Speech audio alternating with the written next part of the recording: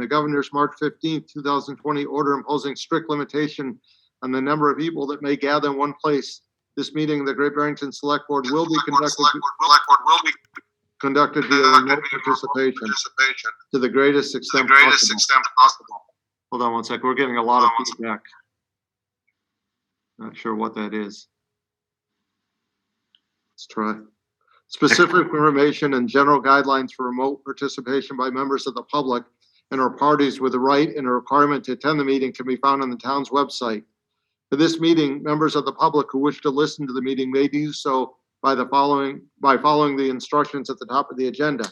No in-person attendance of members of the public will be permitted, but every effort will be made to ensure that the public can adequately access the proceedings in real time via technological means. In the event we are unable to do so, despite best efforts, we will post on the town's website an audio or video recording, transcript, or other comprehensive record of proceedings as soon as possible after the meeting. Pursuant to Mass General Law 7C 30A, Section 20F, after notifying the chair of the public body, any person may make a video or audio recording of an open session of the meeting of a public body or may transmit the meeting through any medium. At the beginning of the meeting, the chair shall inform other attendees of any such recordings.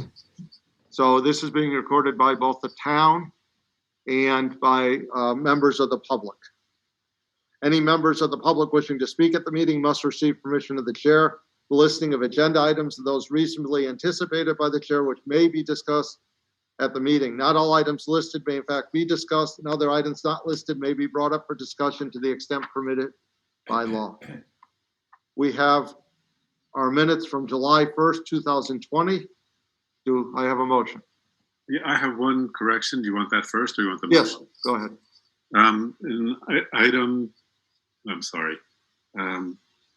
Item 7, the Transportation Committee, it was Tate Coleman, C-O-L-M-A-N, who was named the committee. Okay. The last name correct. A motion to approve as amended. Second. Discussion? It's a roll call vote. Lee?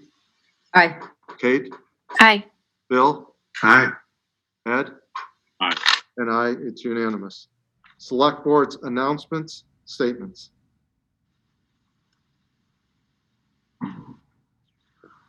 Start with Lee. Nothing for me. Thank you. Kate? I don't have anything. Bill? Nothing here either. Ed? Nothing. All right, I'm the only one who has something. I want to set a meeting date for sometime in January for our goal setting. We're due for a goal setting meeting. And I thought the earlier we set it, the better, so that people can clear their calendar. Mondays are kind of out in January.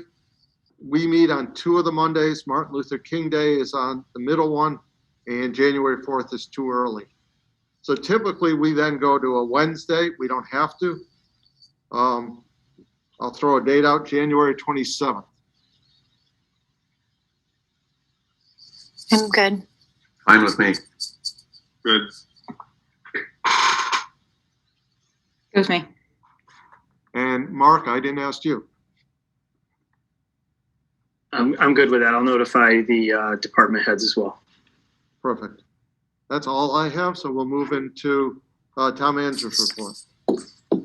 Thanks, Steve. First item on my list for tonight is a very brief Housatonic Waterworks update. As I mentioned at our last meeting, our engineers are beginning their work on the Phase 2 infrastructure study and appraisal. But I also want to mention that we did receive an email recently from the DPU, the Department of Public Utilities, advising us that they're concerned about the reports of discolored water from this past summer, and they've requested information from the Housatonic Waterworks Company to investigate these complaints. So I don't know if this is a result of our letters and emails to DPU or to the governor, but regardless, I just wanted to inform you that it sounds like there's something happening there, some action, some movement. So the next item on my list is Memorial Field improvements. I was asked to include this tonight, and I just wanted to report back to the board that, or remind you, first of all, that earlier this year, the town entered into an agreement with Benchmark Development. That's the mixed-use building on Bridge Street that houses the Berkshire Co-op. to secure improvements to the Memorial Field property in exchange for access to the rear property known as Phase 2 of their project. So included in this agreement was a commitment by Benchmark to install a new backstop, new dugouts, baseline fencing, and all of this, of course, was discussed with the Parks Commission over the past year. They were supposed to have those improvements completed by December 1st last week, and they have not met that goal. So I'm only mentioning this tonight to inform the board of this potential contract breach, and I won't go into any more detail since there's the potential for litigation here. So I'll just leave it at that. Next on my updates here, I'd like to ask Chief Walsh to provide a little presentation here on Great Barrington Police Department grants. Good evening. We've had a string of successes lately with grants and all good news. So I just wanted to report to the board and the public, of course, our taxpayers, about those grants. And a couple of them are pretty significant and large. So lots of good stuff. And I'm just going to quickly go through them. And hold on 1 second. we've got a PowerPoint. We're trying to share and it's not, I don't have the option to share. Can you give me back that option, if you would?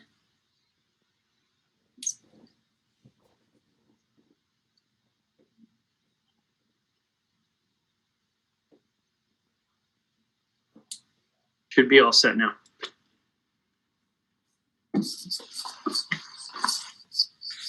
I still don't have a share like we did earlier.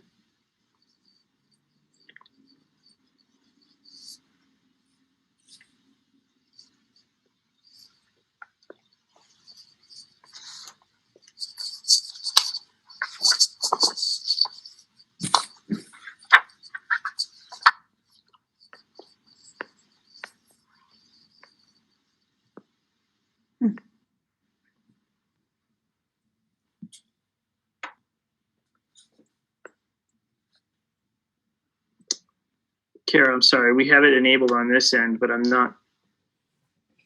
Oh, it looks like we lost them. No, I just promoted him to a panelist. I'm hoping that will allow it. I had previously just given him the right to speak, Oh, understood. so I'm hoping that by promoting him to panelist, that will allow them. Yeah. There you go.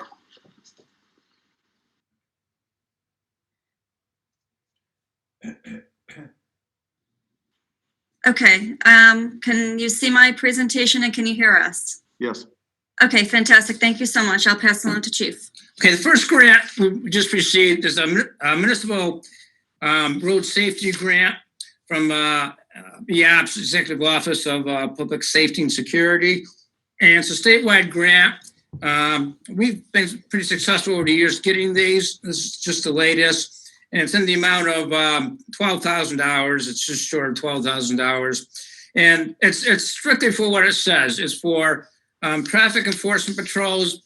They have 5 different campaigns they call where they want you to run these extra patrols. Each campaign is 2 weeks, and they all center around a holiday.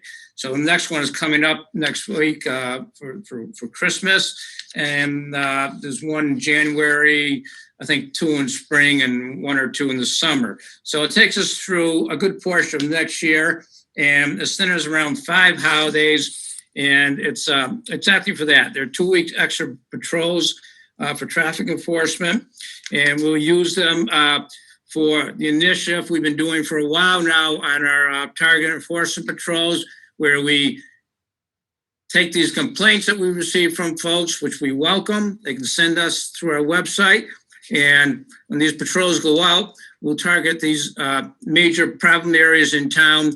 For example, Minot Valley Road, Middle Road, Route 41. There's some out by the airport, Route 23. So some of the usual places that we have problems with speeding. There's a couple in Housatonic. And, we spread those around, and, and we also have our new speed trailer, which is just in place. and that'll give us a lot of data we can use to kind of help us get the best bang for our buck. So we're happy about that grant. The grant also will fund training for a accident reconstructionist. And we've had that position on and off. It's currently unfilled. So we hope to have an officer that will become an expert after 6 weeks of training in accident reconstruction work. What allows is that in serious injury accidents or fatals, this officer, he's recognized as an expert in court for testifying in terms of, accident investigations and his findings, and he can actually testify as an expert. Without that, we rely on the state police, which is fine, but it's nice to have this, person with our own department, and we do share it with the other towns around us. So the accident reconstruction person, we hope to get to school shortly in the new year, and that also falls under this funding. The 911 support incentive grant, we get this one every year, so just quickly, it's a nice hunk of change for $44,000 that goes strictly towards dispatcher salaries. We do buy some printer for ink for our printers, I think, but 95% of this money goes right towards dispatcher salaries. And we've gotten that one for many years. And it's always around 35, 40,000 or so. And it's through the state 911 department. And it basically just reimburses us for our dispatchers on a given shift who are designated as a call taker. So it's a nice little reimbursement from the state. And, every little bit helps. Next one is a 911 training grant. We haven't finished yet filling out how much we're going to ask for. But by statute, every year, every call taker, which is every one of our officers, is required to take 16 hours of annual in-service training, and it's dispatch related, and they have pre-approved courses, but every call taker needs 16 hours every year, and they pay for it. They pay for the classes, they pay for the officer's time. So next week or so, Karen and I are just going to figure out how much to submit for that. And again, that's through next year, so we have plenty of time to get that in and actually to use it. The EMD grant is the emergency medical dispatching, and basically, again, that's call takers being dispatched and emergency medical calls. Somebody calls in, they're having a heart attack, for example, and every officer has specialized training on how to handle and give first aid. It could be CPR to anything you can imagine, depending on what the call is. And there's a code the officers use. They call it up on software, and this grant basically pays for an audit system we use to check and balance and make sure that the officers are dispatching in the right manner. We're required by law to check on those calls, and they'll pay us $840 to do that and use some software. The Bulletproof Vest grant, we've been getting into that for the past 20 years. We get 50% reimbursement on every vest we buy every year. The shelf life of a vest is 5 years. So every 5 years, an officer gets a new bulletproof vest. And this year, you can see in the slide,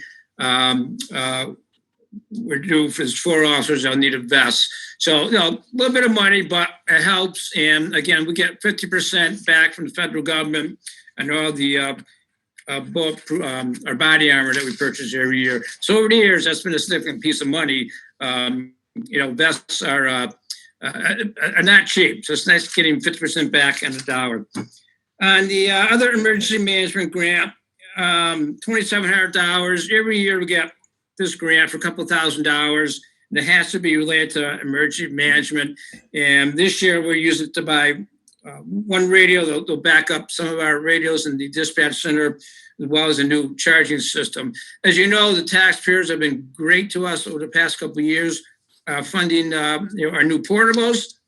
So we're in real good shape with that. And this just allows us to buy a charging unit for those new portables and one of the small backup radio. So communications-wise, we're in very, very good shape.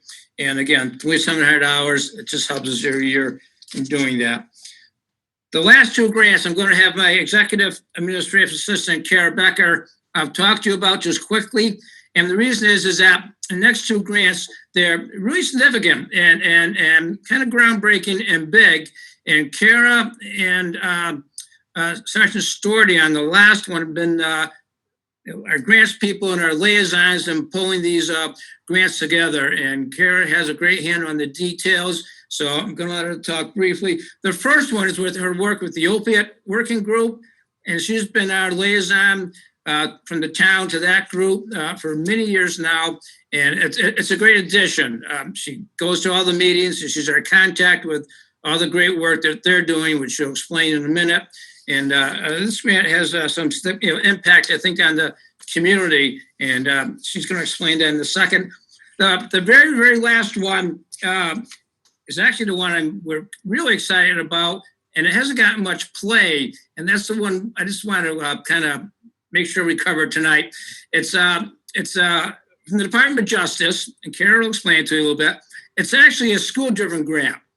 And we brought to the attention of Peter Dillon quite a while ago, and Kara and Sergeant Storty have met many, many times with Superintendent Dillon and his team and putting this grant together and submitting it. It's $800 and some thousand, big money, huge grant. We're very happy about it. And, a nice chunk of money. And we've been to the table with Peter Dillon's group and carving out a role for us. And Kara will explain some of that. Superintendent Dillon, Steve, you may recall, he mentioned this at a meeting back in October, and it got a really small column in the Eagle. So it hasn't gotten much play or press, but it's a big deal. And Peter noted that in the October school committee meeting, but it hasn't gotten much play. So I just want to combine and let you know, and the taxpayers know, that we do have a significant role in this huge school-driven grant. A lot of details have to be worked out, but we're going to do that over the next year in collaboration with the schools. And Kara will talk about both those. Okay, so as Chief said, the next two grants, we were not the applicants, but we were collaborators. The first of which is the HRSA grant. This was brought forth by the South County Opioid Working Group, and myself and actually Steve Bannon have been members of this group since the inception. We were the founding members, you can say. So we've been doing a lot of legwork over the years in terms of how we can give more resources in terms of opioid prevention, education, and whatnot. So we're really excited about this grant. It's a huge grant. It's $1 million over 3 years, and that's coming to South County. So the 3 years will fund a peer support center that will mostly focus on education, training, and resources. The GBPD is going to use part of this award to increase the capacity of our current co-responder program.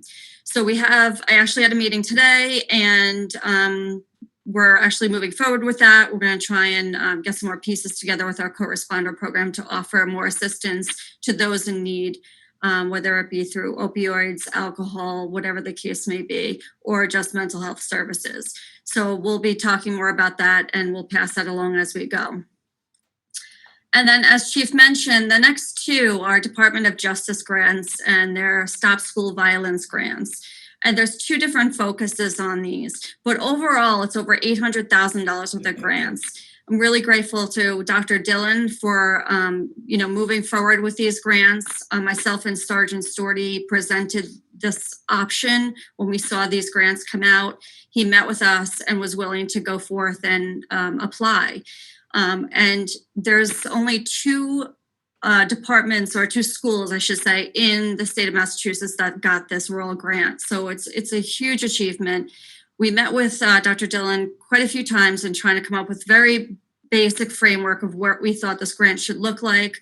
And we were just shocked and so excited when we got the award. And I know Dr. Dillon is too. So really now it's like putting our feet to the ground and trying to figure out exactly how we're going to make this work. So one portion, the first portion here that you see, is to train school personnel on school violence and anti-bullying. So there's lots of things that this can cover. There's also training in terms of responding to mental health crisis, which we know this is all related. So there'll be parts of this that we'll have to meet with other groups and try and figure out how we're going to achieve this the best way possible. The second portion is more of a technical aspect. So using technology solutions, whether it be an app on a cell phone to report bullying or an app on a phone when there's maybe talk of something that could happen in the school in terms of violence or safety issues. So there's technological portions to this, but there's also intervention teams that will be set up. We'll be working hand in hand with the school on this portion, coming up with plans and really kind of extrapolating across all the different groups that we're going to be working with to try and make this happen and coordinate with the school and the school committee in doing so. So we're really excited about this. There's a lot of work to be done. It's just the beginning, but we just wanted to make sure that everybody knew that we're really so pleased by it, and it's a great award for our town. This PowerPoint is in the our website, and we welcome everybody to look it up. So thank you for letting us present it tonight. I appreciate it. Thank you, Chief. Any questions of Chief or Kara? I do. First of all, thank you to both of you for bringing all this money into the town. Could you go back to the first slide, the traffic one? Could you just talk a little bit about, is part of that like an additional officer on the streets above the two that we normally have? Go ahead, Chief. And the traffic? Yes. On the traffic one, Ed? Yeah, Oh, so like, how do you beef up enforcement unless you're not allowed to say because it's top secret? No, it's not. We like getting the word out. There's a press release thing in the weekend or the Eagle about it. We want to get the word out. High visibility patrols. Just to be clear, they're traffic enforcement patrols. They're not on the street. I don't want to, anybody misunderstand that. But it's traffic enforcement patrols. And it's using marked, unmarked cars. It's using regular radar. It's handheld radar. We can get imaginative with kind of how we do it because we can send 2 or 3 officers at a time. Or, these traffic enforcement patrols we've been doing lately, in especially selected areas I mentioned before. We actually have a small team of officers that can go out and work together. And that's where the grant comes in handy. It gets expensive for us to do that for overtime, and the grant just gives us, this big hunk of money. So it's traffic enforcement patrols that I want to be clear on that. Thank you. Anyone else? Kara, Chief, thank you very much. Thank you. Well Thank you. appreciated.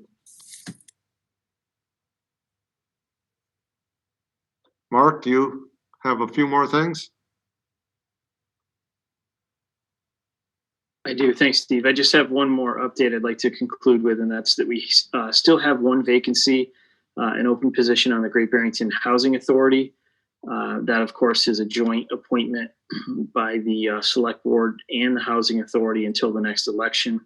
And we also have 2 new vacancies on the Housatonic Improvement Committee.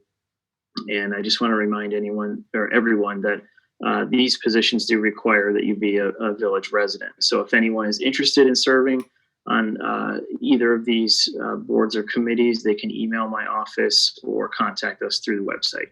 And that's all I have, Steve. Thank you very much. Thank you. Do I have a motion to go into session to convene as sewer commissioners? So moved. Second. A motion by Ed, a second by Bill. It's a roll call vote. Lee, Aye. Kate. You're muted, Kate. Aye. Thank you. Bill, Aye. Ed. I'm sorry. Aye. Thank you. And it's unanimous. We have a list of abatements to discuss and vote on tonight. Do we have any questions on these, or if not, I'll just entertain a motion.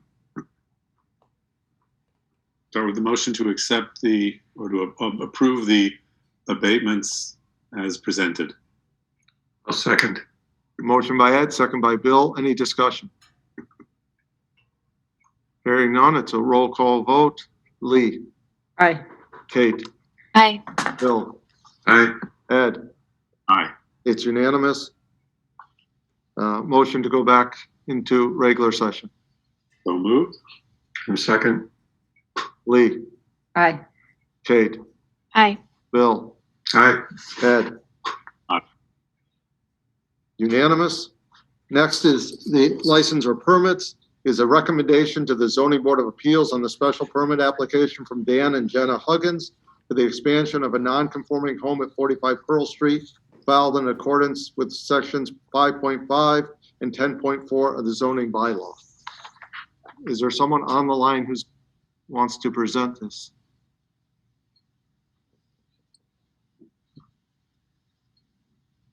The Huggins can unmute themselves if they would like to present this.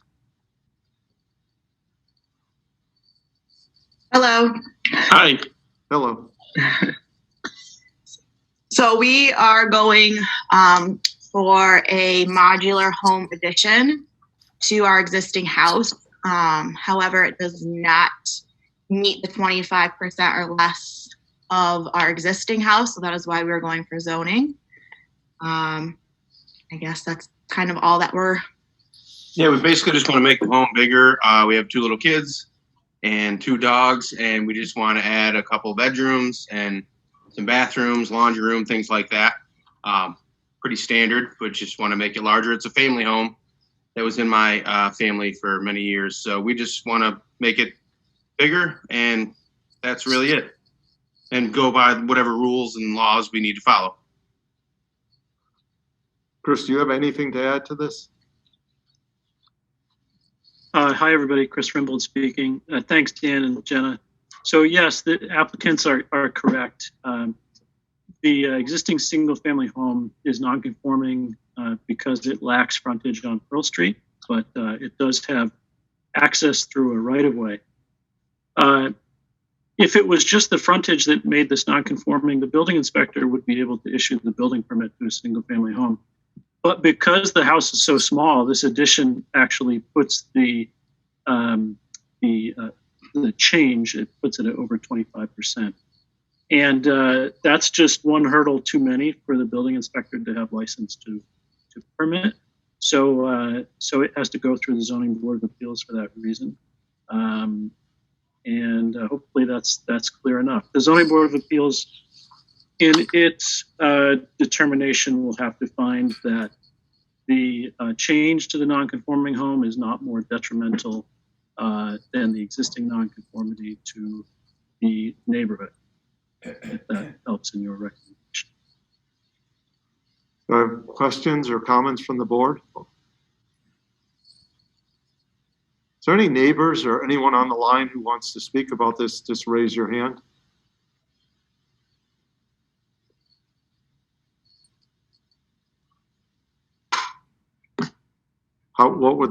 What's the board's preference? You want me to make a motion to send a positive recommendation? I'd like you to make a motion. I will. I'll try that one. I'd like to move that we send a positive recommendation to ZBA. I'll second that. So motion by Ed, a second by Bill. Discussion by the board.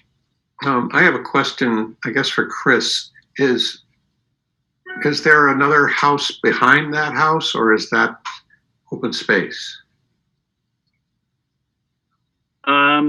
Maybe the applicant, this is the last house on the shared driveway, I think. Is that right, Dan and Right, Jenna? there's a house in front of it.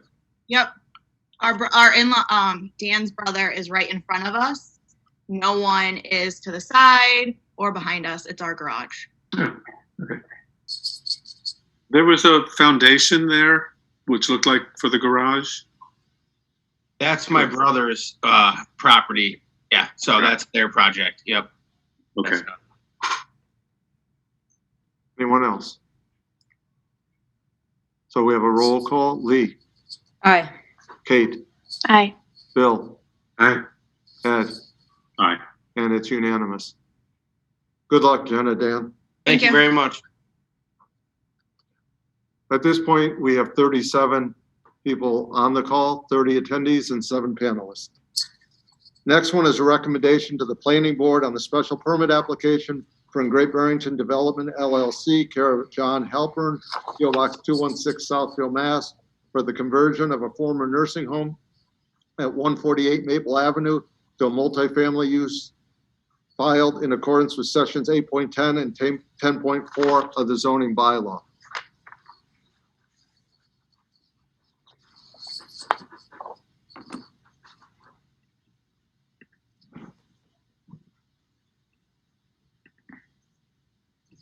Steve, you probably have Charlie Ferris or Nick Elton. Yeah, I see Charlie. I'm trying to get him right now.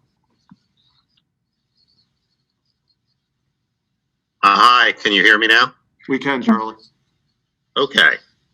So I'm representing Great Barrington Development. I believe we also have our architect here, Nick Elton.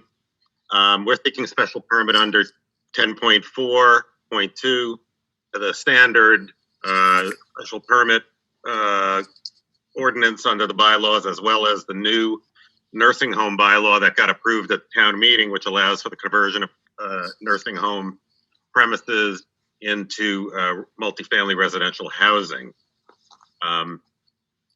The project involves the following. There currently exists a 4.2 acre parcel. There's a 2.5 floor nursing home that's been vacant for approximately 6 months.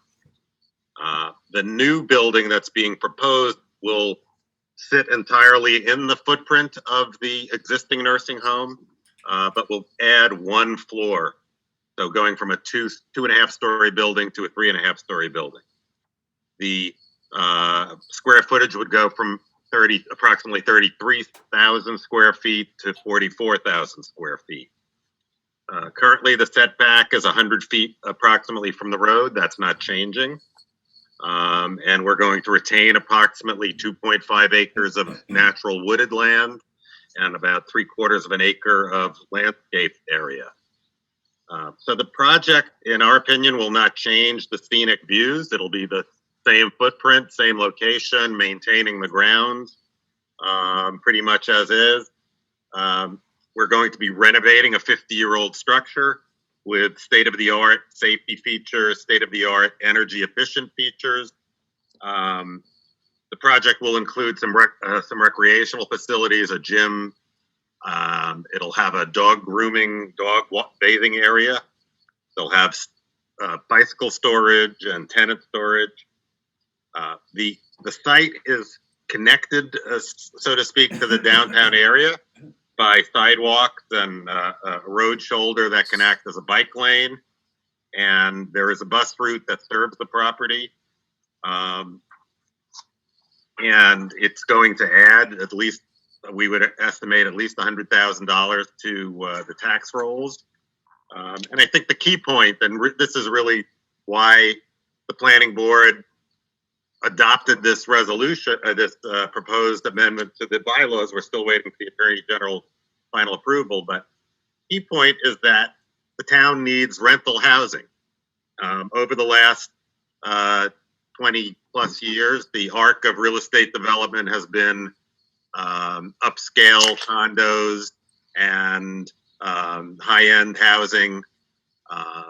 Some other housing's been bought up by people who do VRBO housing. So there's a shortage of rental housing.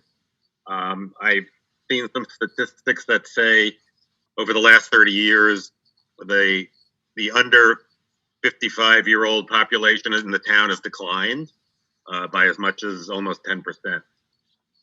So this project creates housing diversity, preserves the natural environment, and actually, I mean, this is a residential neighborhood, so we're removing a business and returning this parcel to residential use. So in that sense, it's more consistent with the current zoning.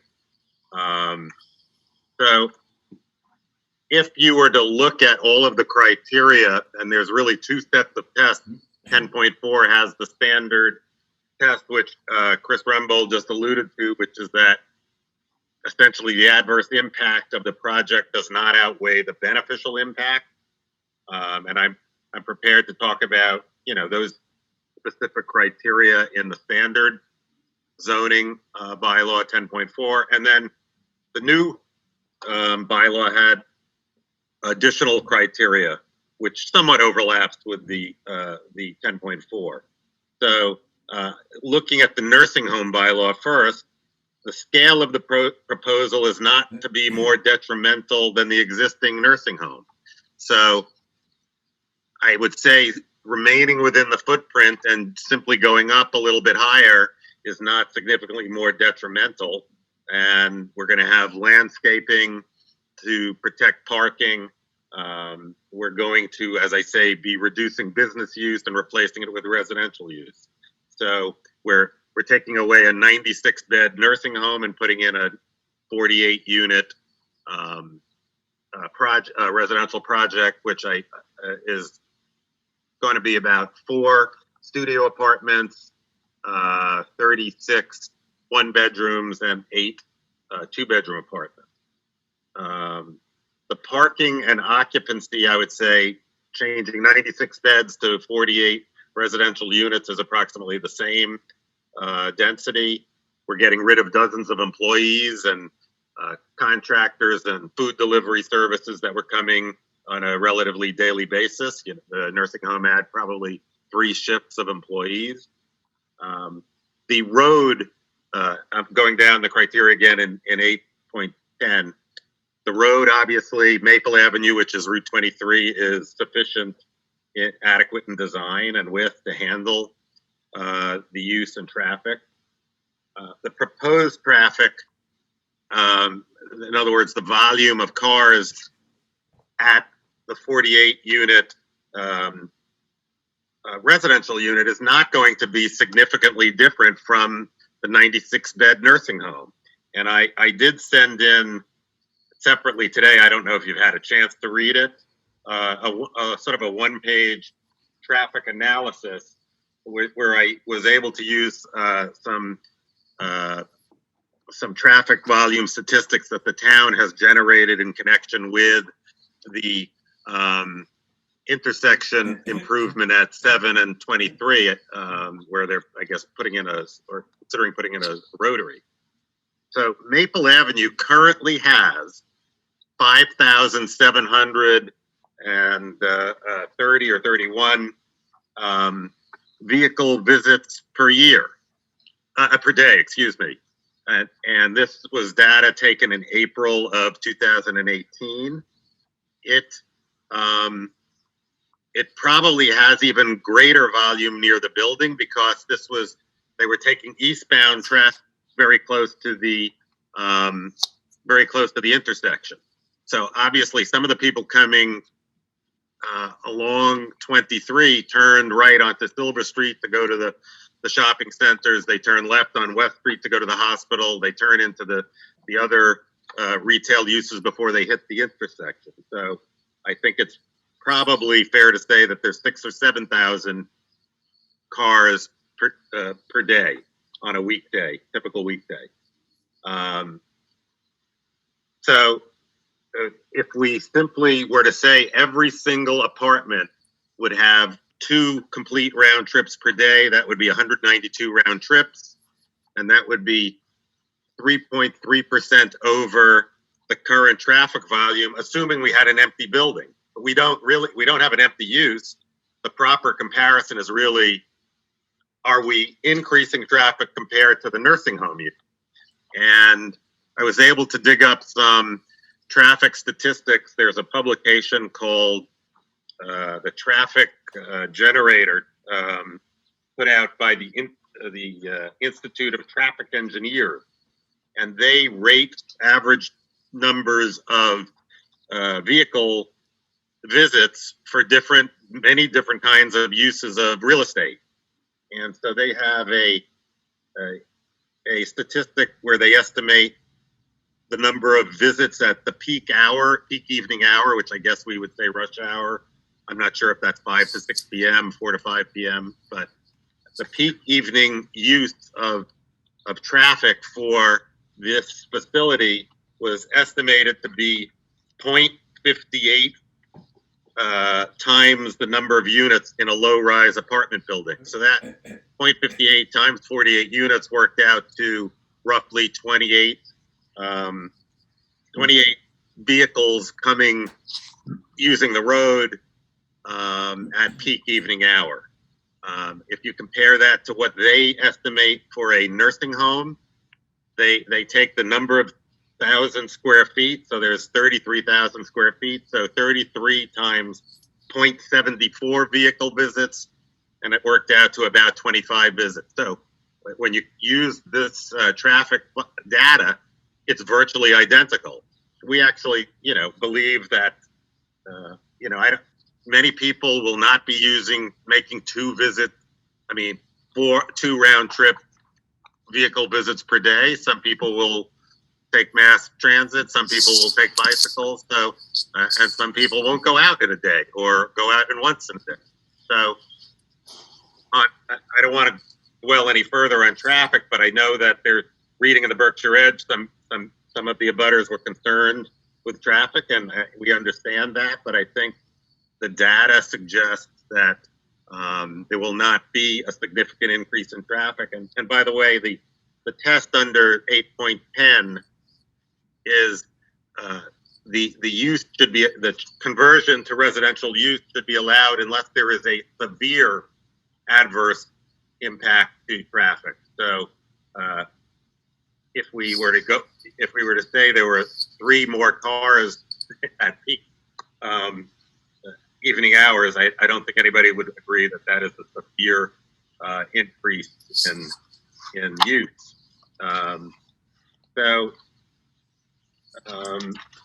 I think overall, we're not going to have, the parking is roughly, we have 50 spots, I believe, and we've got adequate water and sewer service. We've submitted letters from the DPW and the water district indicating that those services are adequate. We've got adequate on-site recreational amenities. There's screening. Overall, the community needs are met. And this is the key point. The key reason we have this bylaw is to allow a diversity and increase in retail housing. So, and rental housing, excuse me. I think that is all that I want to put forward right now. I could answer questions, but I think I would also hope that Nick Felton is on the line. He could give you a more detailed description of the structure that's being put up. So, Nick, if you're there, raise your hand. I am here. Okay, so I'd like to turn it over to Nick unless there's any specific questions for me. I'm happy to present this way, but I'm also happy to present images. Do I have the capability to do that? Because I don't see a screen. What would the board like? I know we got some detailed images. Would the board like images, or are they fine? I don't need them. You don't think that you need them? That's fine. I've seen the package. Okay. Yeah. Everybody's seen Well, the would the package? images be available to the general public viewing then? I know that they've been presented in Berkshire Edge. I've seen them there, and I know that they're available on the website. So I believe they are. They're part of the packet that's available on the website. Right. Everything I was going to show was part of the packet. I guess I do have some questions about kind of elevation of the building. And I don't know if this is the appropriate time to ask that, or you want to wait. Nick, are you going to make a presentation, or would you rather take questions? I can make a very brief presentation. I usually rely on my drawings, so it's okay. So let's let you share the screen so that you can do this. Let's see. You should be all set now, Steve. Okay, so you should be able to share the screen, Nick.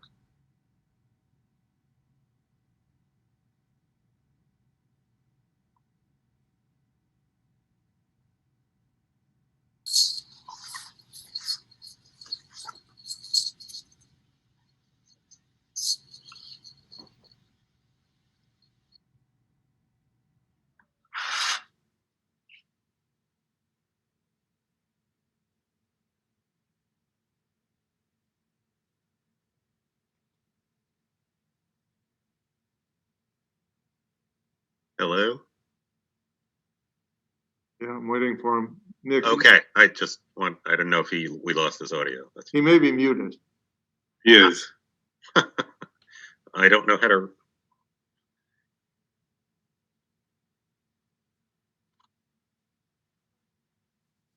Okay, can you hear me now? Yes. Okay, I'm sorry.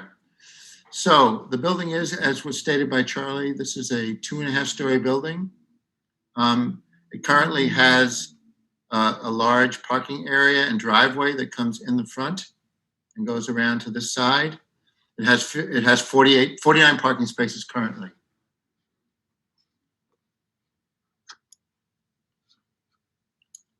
So this is the proposed site plan. You can see the building is the same footprint as it was previously.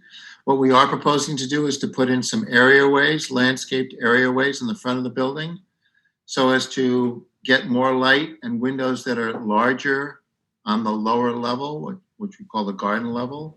We're also changing the entry because there is currently no handicapped accessible entry into this building. So the current grade comes in at about halfway between the lowest level and the middle level. And instead of having a stairway up and going and entering on the middle level of the building, we are entering between the lowest level and the middle level to create a new entrance and to create access to the elevator directly. And we are putting in 50 parking spaces, but we are reducing the amount of pavement by about 3% over what's there now, because they had very generous open spaces, I think, to allow their vendors to maneuver, in the parking areas. We are also slightly changing the front pathway here, as you can see, for driving, because of the areaway projecting out a little bit, because the previous one you can see is dotted in closer to the corner. So for those of you who might not be familiar with the building, this is the street side, or what we're calling the south elevation. It is actually the southeast, but that's the south elevation. And as you go around the building, if you go to the left, this is the corner and the western side.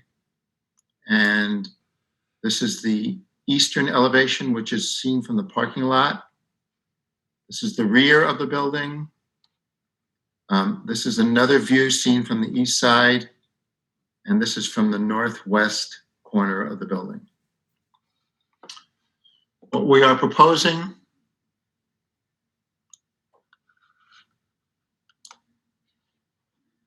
So what we've tried to do here is to show you what we're proposing. Sorry, I don't know why that happened. So this is the view from the southeast corner of the building and the street side. So you can see that the portico that was previously there is removed, and we are proposing to add an addition to the building, which is what you see on the top. These are the areaways, so that the windows in the basement, in what is currently the basement level, can be made larger and get better light in there. So this view is, that's this view that you see in the photo. So the photo and this view are roughly the same. And this is the other corner of the building as you're looking at it from the front. So again, you see the front, and this is the view of what it looks like currently. We are proposing to remove the existing porches that are on the side currently. The siding that you see here, where you see the brick on the building, we are proposing to maintain the brick on the building, but we are taking some portions of the building and putting new siding in, a combination of metal siding and a panelized siding.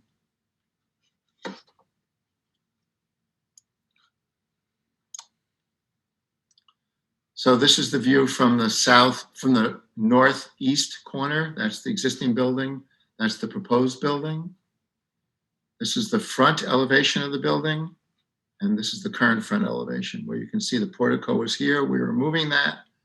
And instead we're putting a marquee in front of the building with a large number. And we are recessing parts of the proposed upper floor.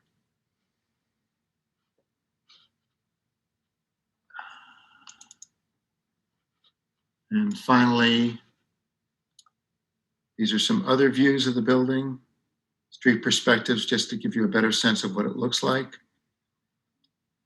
We are also trying to change the masonry slightly to add some highlights and decorations in the way of inset glazed tile.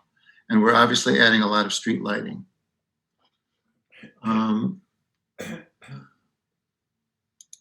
Finally, as was mentioned before, we are adding a lot of landscaping. We are proposing to screen all the parking that you can see from the street currently along here. We're adding landscaping in the areaways. We are maintaining and pruning all the existing trees. And we are adding landscaping around the parking lot that's visible from the street and at the front of the building. I think that this will be a good addition to the town. It obviously has good access to downtown. We are providing bike storage, one adequate bike interior bike storage, one for every unit. And we are also adding additional visitor bike storage outside. There is one other thing I can show you, which is this. So the current building does not have very good site lighting, and we are proposing to add site lighting. It will not be overlit.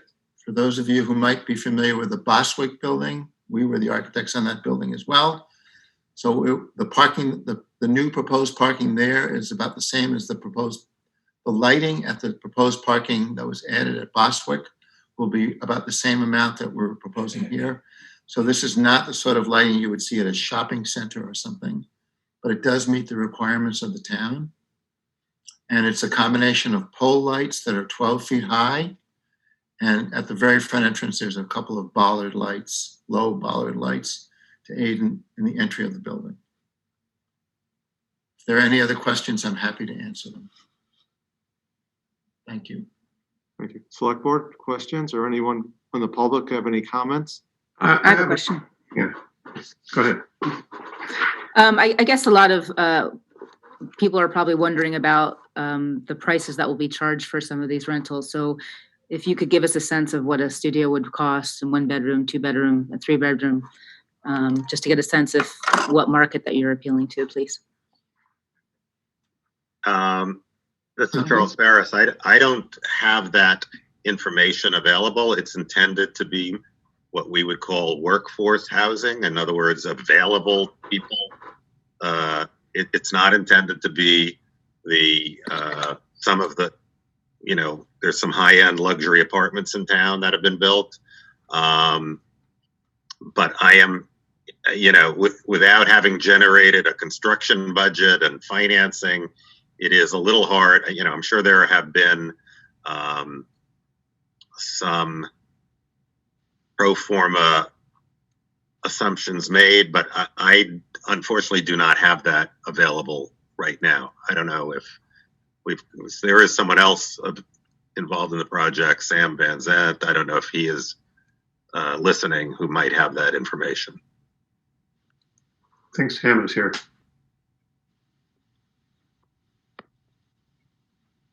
I'd be curious about that too.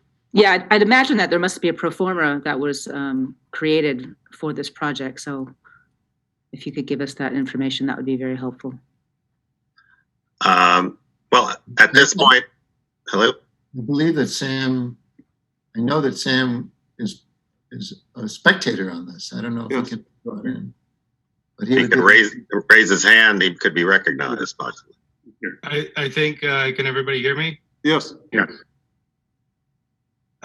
So our we're trying to follow the state workforce housing guidelines, but just to put some numbers to it, the studios would be around $1,000 a month. The 1 bedrooms would be $1,400, and the 2 bedrooms would be $2,300. And those are long-term leases, or is it 1 year lease, 2 year lease, 6 months? We're looking at least 1 year leases. But we wouldn't restrict it to be, if somebody wanted to have a 3-year lease, that would also be okay, 2 or 3 years. But definitely longer term than just 6 months. That would be too short. And are there any allowances for affordable rentals in this? For Actually, low-income? those would be. Say again? I think those would be actually.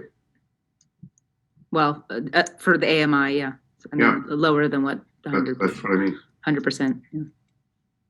I think for the AMI, for one person, it'd be at 80%, it'd be 1,100. Mhm. For 2 people, it'd be 1,300, and for 3 people, 1,400. But it's under the 100% CPA guidelines anyhow. I'm impressed. Steve, if I can just jump in quickly, we do have some phone callers on the line tonight, and I just wanted to remind anyone that wanted to ask a question or chime in that it's *9 on a telephone to raise your hand and *6 to mute and unmute yourself. Yes. Thank you. I have a few questions. Go ahead, Ed. You said there are no trees coming down? No trees coming down. Any going up along Route 23? Are you planning to plant further out, closer to Route 23? We do not currently have a plan to do that. But candidly, as I look at it, I think the idea of adding between 2 and 3 trees closer to 23 would be appropriate. Right. And you had said there'd be less paving. What's coming out? Mostly, can you still see my screen? Yes. Yeah. Yes. So the paving is coming out mostly in this area because currently the parking lot virtually goes up to the side of the building. Mm-hmm. We're also reducing the amount of paving a little bit in the thickness of this and a small amount in the back here. I mean, it's only 3%, so it's not that significant, but it is 3%. And we are not proposing to increase any permeable area around the building. The areaways are not paved at all, and they are landscaped and also have a crushed stone, a washed river stone bed in them, and are capable of self-absorbing 1 inch in 24 hours. And then they have an overflow that allows them to daylight to another part of the site. And then didn't see an elevation for the side of the building, facing the building on the left, all the way to the left. Did you have an elevation for that? I do. Oh boy. Problem is that I've lost. Okay, this will just take me a second. Yeah, that's fine.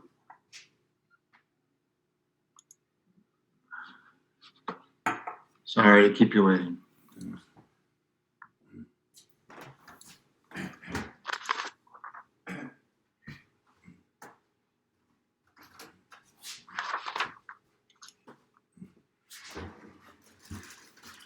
So I'm sorry, you asked on the west side of the building, is that correct? I'm lost, but I think that's right. Yeah. Which is the That's where left, the balcony, the left that's where side. the balcony you're taking down, right? That is the left side of the building. Right. So that balcony's coming, okay, I see. And is there, so that's your closest to butter. I guess my question is, doesn't look like you plan to plant anything between you and them. We haven't. There is actually a significant level change between us and them. Okay. But it's certainly something that we can do. I mean, we're more than willing to do that or to discuss that with you. Right. And then the last question is about parking. You're allotting 1 parking space per unit. Is that in the lease? Does everybody get 1 parking space along with their unit? I'm hoping Sam is still here. Yes, that would be correct. So if somebody has 2 cars, they don't live there? Or find another place to put one of their cars? Correct, yes. Okay. Thank you. I had one more question, actually. Yeah, go ahead, Lynn. Are there any apartments specifically available for those with disabilities or? Yes, the answer is that we have 2 apartments that are, 3 apartments that are fully handicapped accessible or barrier-free, and the remaining 45 units are all handicap adaptable.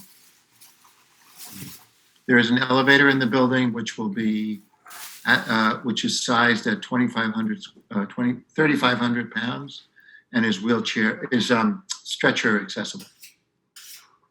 Super, thank you. And there is laundry on site, correct? There is laundry way in excess of both the plumbing code and I believe there are 14 washers and 14 dryers. Okay. It's approximately 1 for every 3.5 units. And just one other question, is it the same area for garbage pickup? Is it the same area as it is or it was for the nursing home? Yes. Or could you talk a little bit about that? Yes, it is. And we also are instituting a recycle program for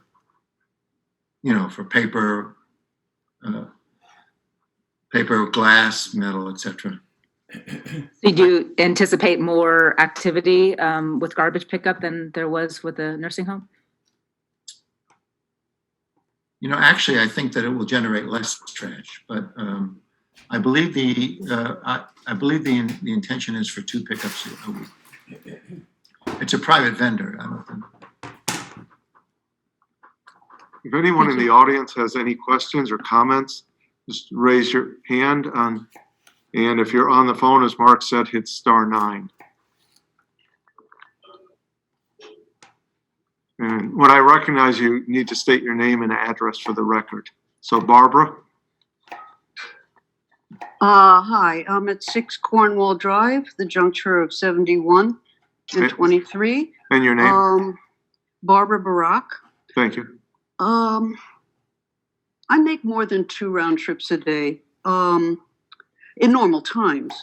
And I'm a little concerned about the traffic flow.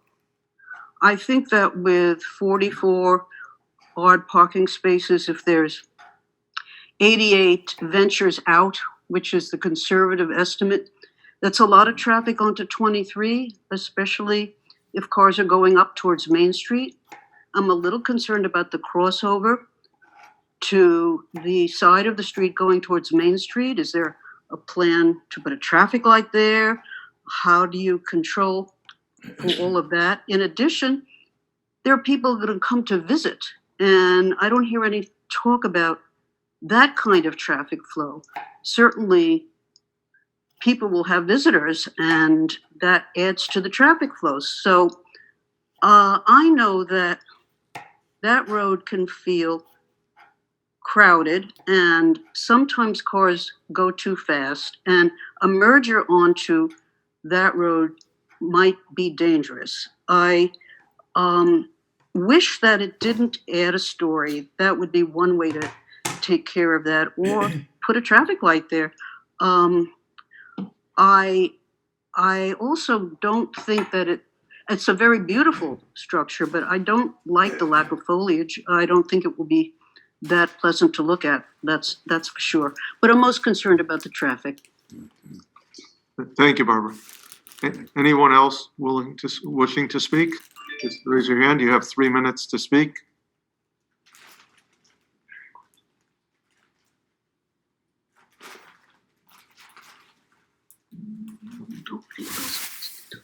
Okay, so I don't see anyone else. The board, do you have any other questions? Mark, can you mute whoever that is? I'm looking right now, Steve. Thank you very much. No questions from the board. Do I have a motion from the board?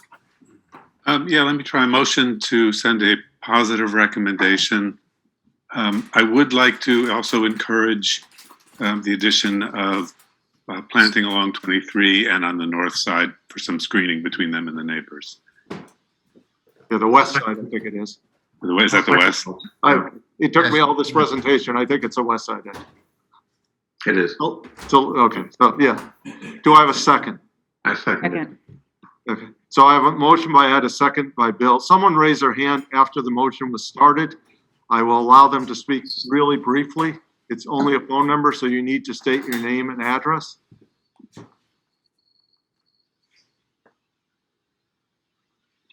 If you have your hand up, it ends in 373. Yes, my name is Catherine Emberlin. I live in Sheffield, Mass. My question is, what were the pricing of the rental units again? So this is really for Great Barrington residents. This is a Great Barrington project. I'll let them go ahead and do the pricing real quickly. If Nick or Sam, if you're on, if you want to just get the pricing real quickly. Yeah, I'm here. One bedrooms are going to be around $1,000 a month. 2 bedrooms, $2,300. I'm sorry. Let me start over. Studios are going to be around $1,000 a month. 1 bedrooms, $1,200, and 2 bedrooms, $2,300 a month. Okay, thank you. You're welcome. So I have a motion and a second. Any other discussion by the board? The one thing that I was kind of, I don't know, curious about, and I guess this is something for the planning board or Chris, is that the height requirement in an R2 or the height max is 35 feet. But the amount of floors is or levels is 2.5. They're staying under that height, but adding a floor. And I realize this is a special permit, and so maybe that means that it's special altogether. I can't say that I'm in favor of this project because I think it's something that we need, and I think it is respectful that they're not going above that height limit. But it was just a curiosity.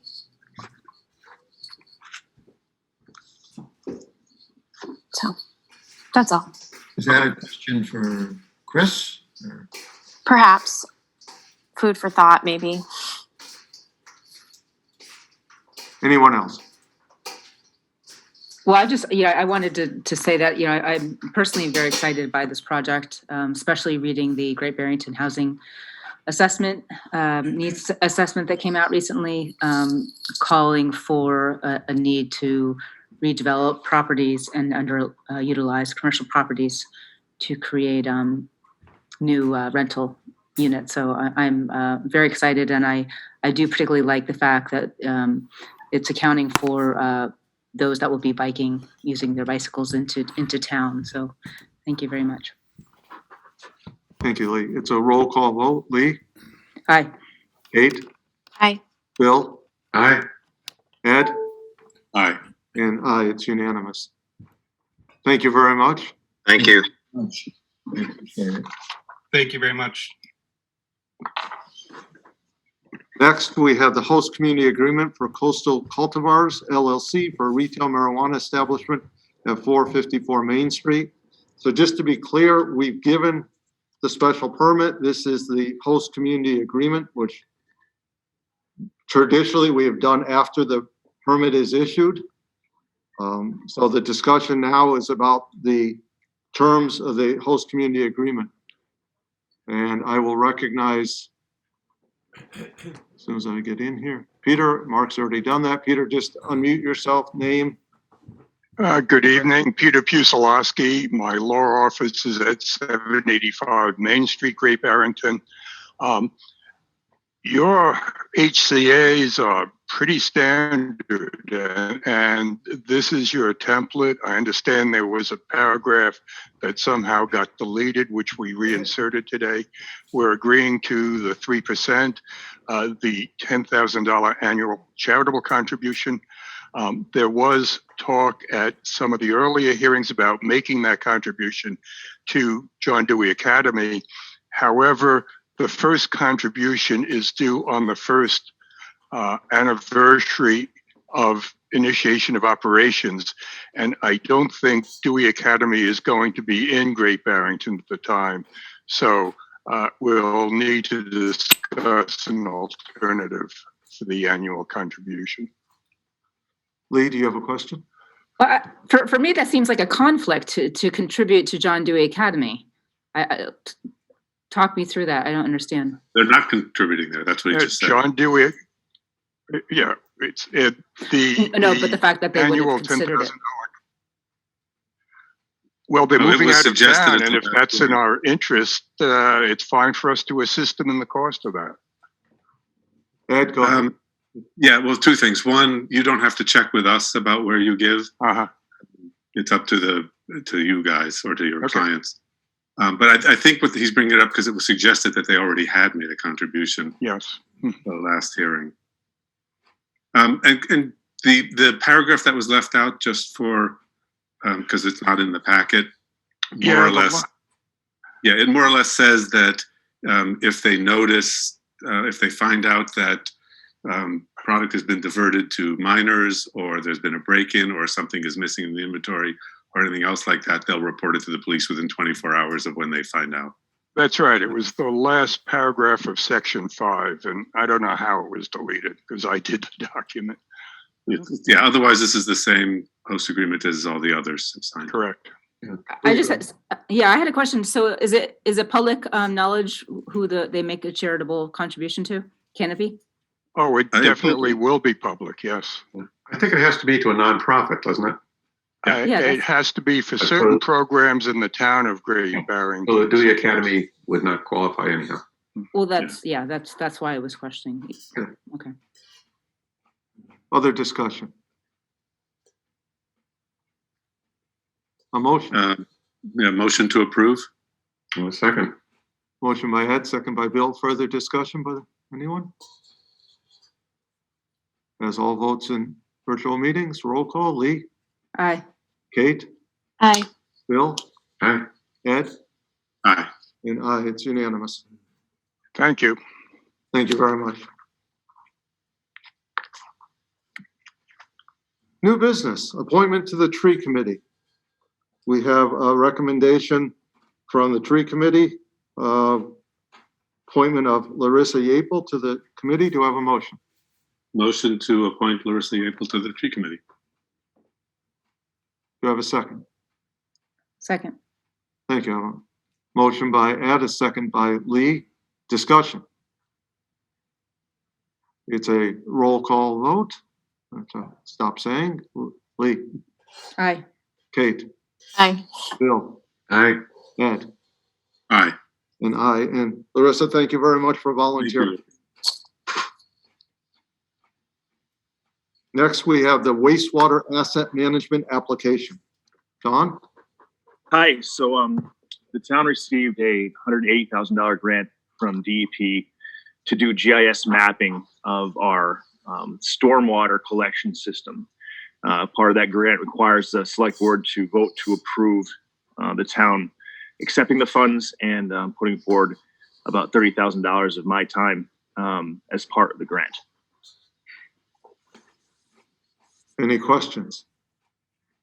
30,000 over what period of time?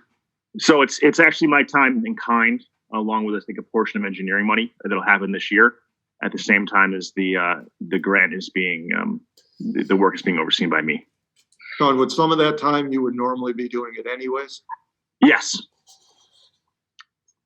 So we've budgeted for this time and engineering in our fiscal budget. I believe I brought it up during the finance meetings last year. Right. Yeah. So is this a motion to accept? Second. So I have a motion, a positive motion by Ed, a second by Bill. Any discussion? Lee? Aye. Kate? Aye. Bill? Aye. Ed? Aye. And aye, it's unanimous.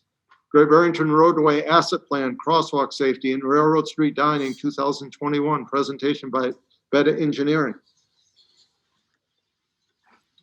So, Steve, I don't know if you can promote Ken and Tony. Mark's already done it. Okay, great. I do want to mention to start that the roadway asset management plan was partially paid for from a grant from Maya. I think it was around $10,000 a few years back. The town's looking forward to the second portion of funding this year, and we're near completion. Also, the Railroad Street dining work, I believe, is been funded by a shared streets program that the state put forward funding for as part of the COVID response this year. So just want to mention that the two funding sources for those.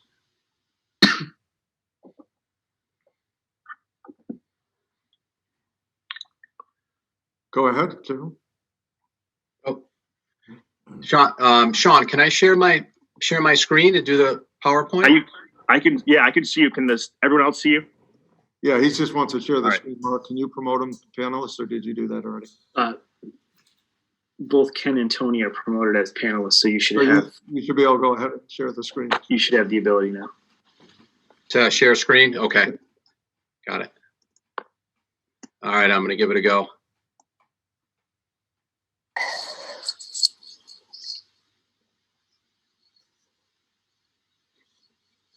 Can you see the PowerPoint? We can. Okay, great.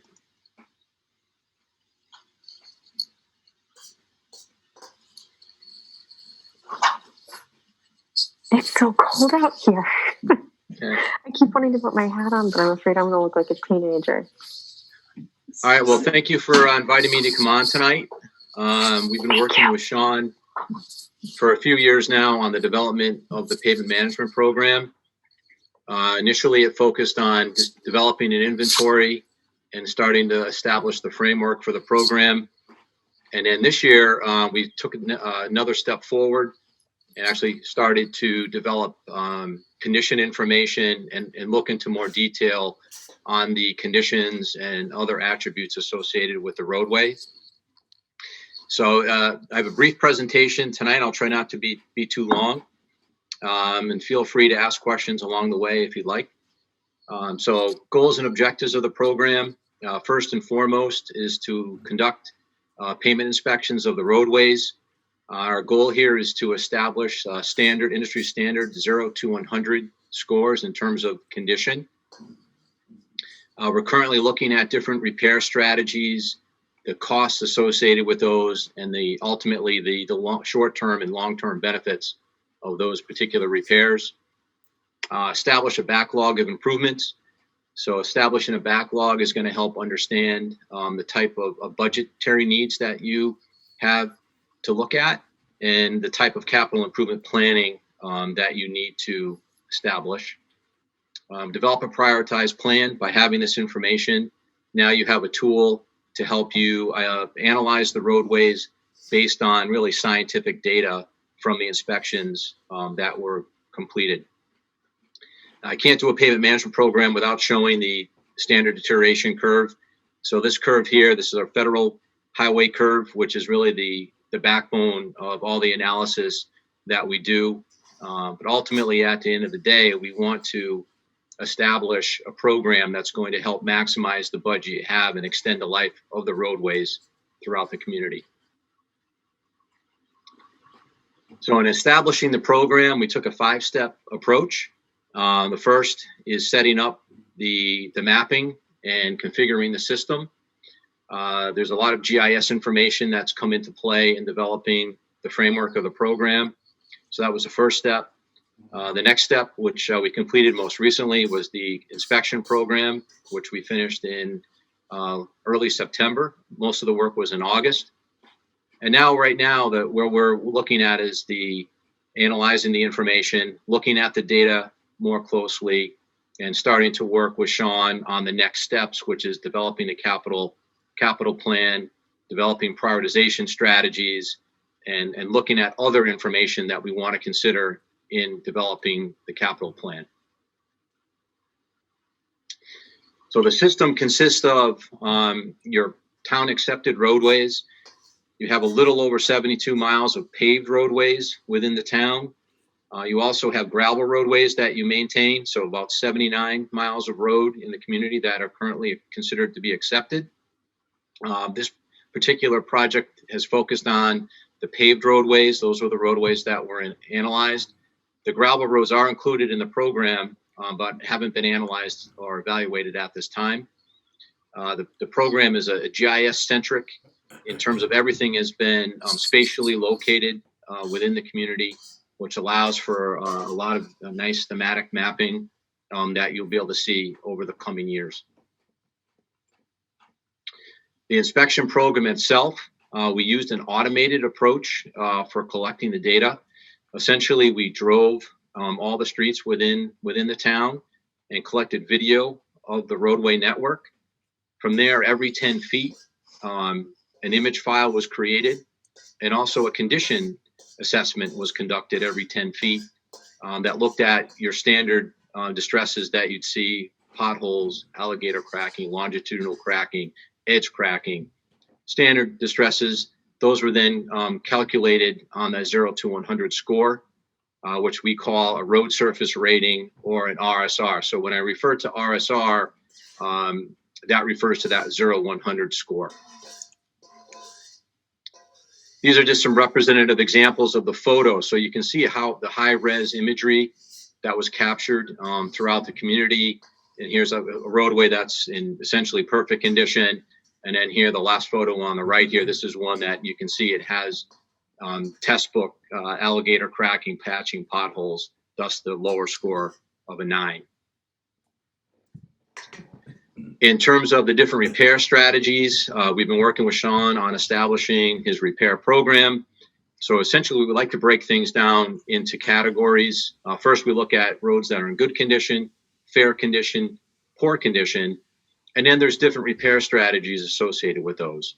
So we're looking at roads that, say, are in that poor condition, which would require major or minor rehabilitation.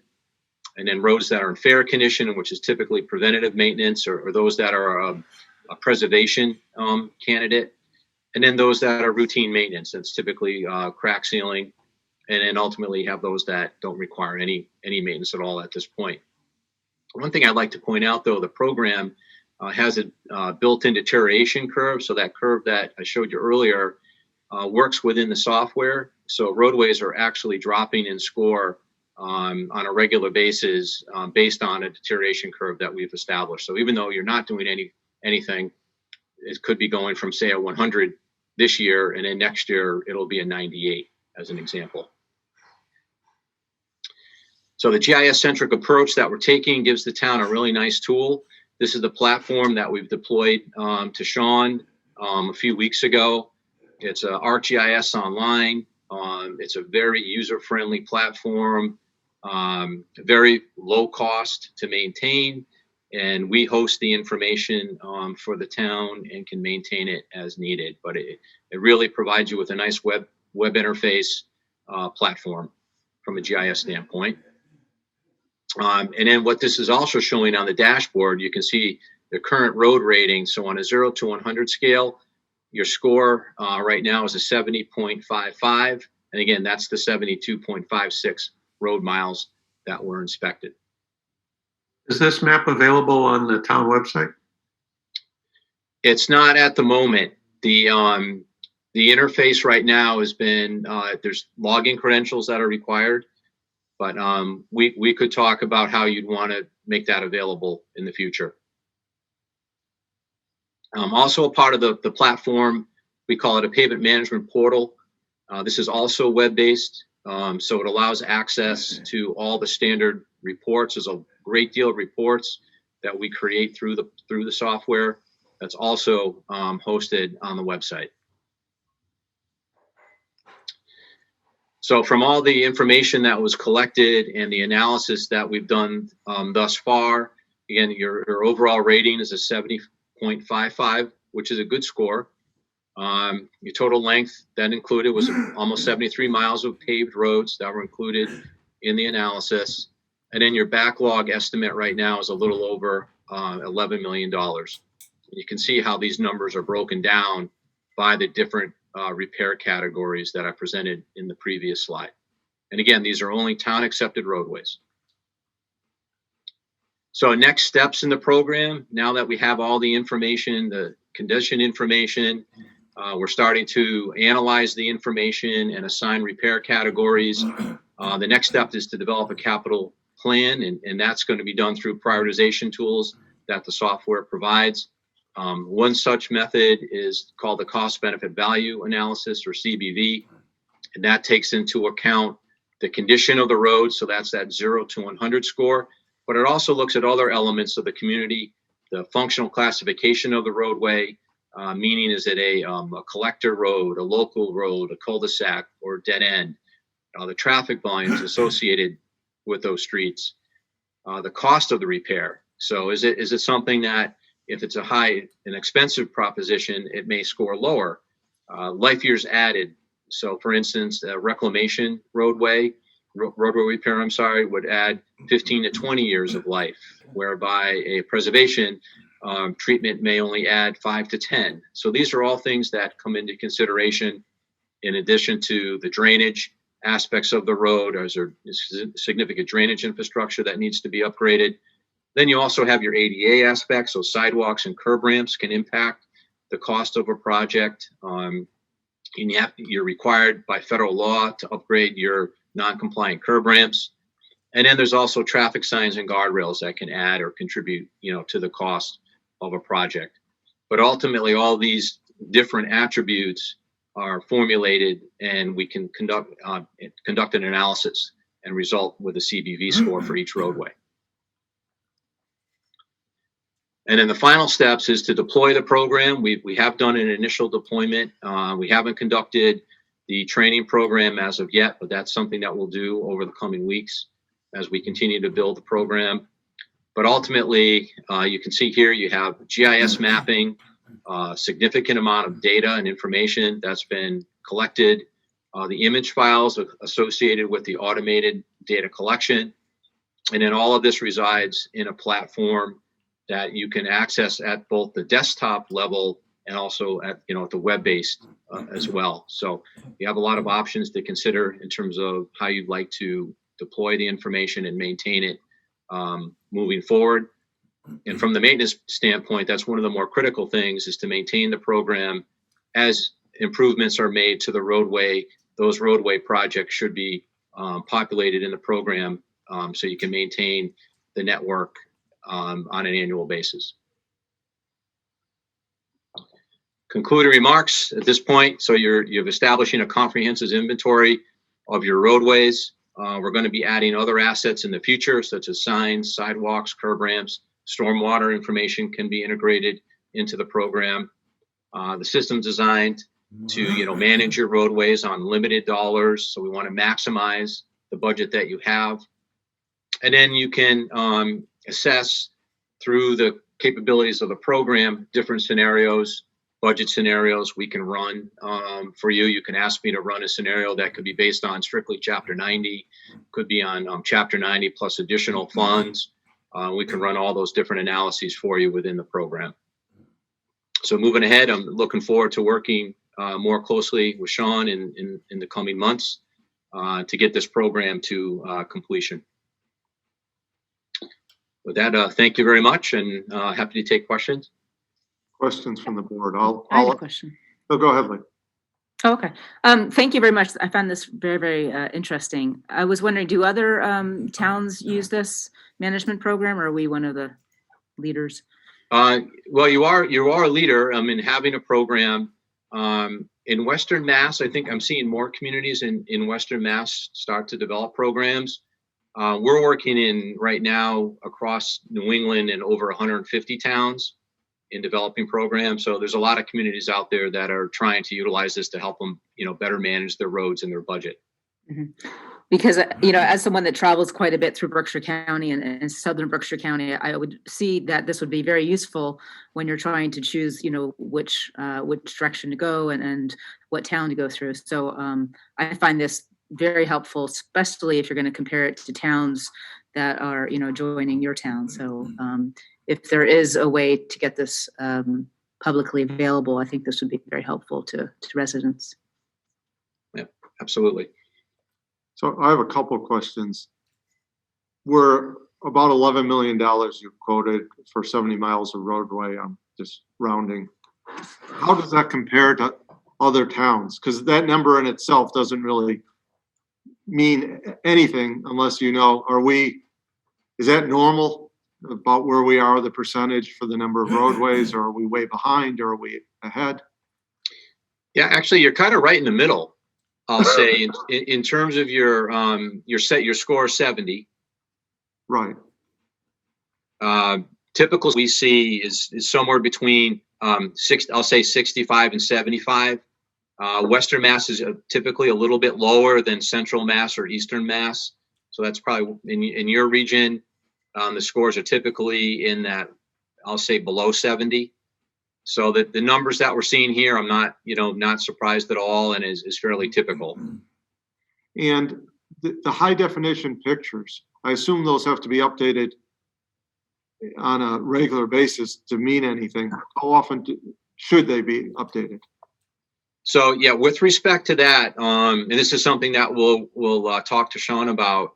So typically it's every 3 to 4 years you would do an audit or basically reestablish the imagery that was utilized to establish the scores. But we can also do it on an annual basis too. So roadways that are upgraded to say like Christian Hill Road, which is essentially a 100. I think it's scored a 99. So with this, if that was a roadway that was captured before we did the assessment, we can then go back out, take the new imagery, and then update the program to reflect that. So it could be done annually or every 3 years. Thank you. Any other questions from the board?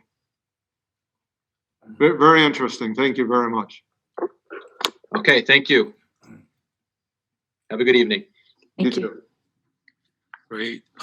Thank you, Sean. I believe we could get into the crosswalk on Main Street and followed by Railroad Street, Shear Street.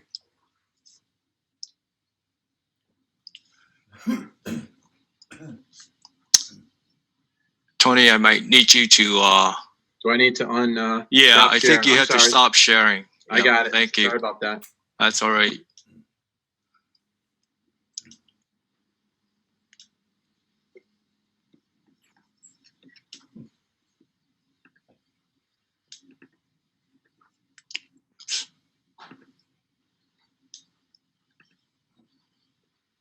Wrong one.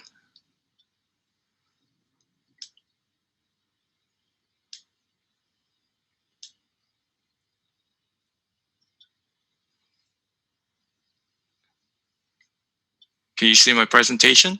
I see a gray screen right now. Hold on 1 second.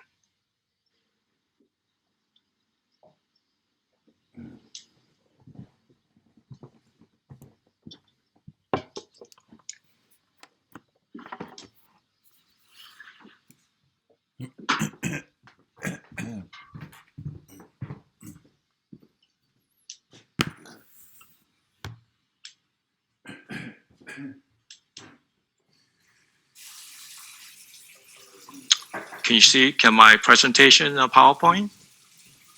Still just a gray screen? Oh, still just gray? Yes, or a color that you need. Okay. For some reason, mine is coming up, the presentation. Let me try it one more time.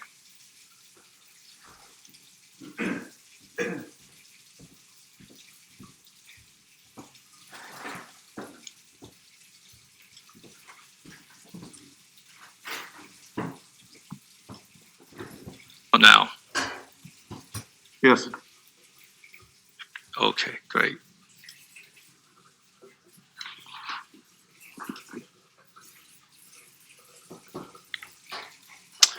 So I'll start with the crosswalk evaluation on Main Street. Oops. So shown here on the top, what I have is we have looked at the crosswalk at the locations on Main Street. There are 2 locations. One is on right here, which is Railroad Street. Just to get everyone oriented, this is on Main Street right here. And Town Hall is over here in this direction. So the two locations are at Railroad Street, and the other location, which is just north, it's on Rotary Way Crosswalk. So the town had asked us to look at the potential safety improvement at these two crosswalks. And we have looked at short term, which is on the top right here, and at the bottom, which is the long term improvement, which I will get into that later on. The first thing that we looked at when we looked at it is the safety concern at these two crosswalks. We went out and looked at the site, and we made some observations, at these crosswalks.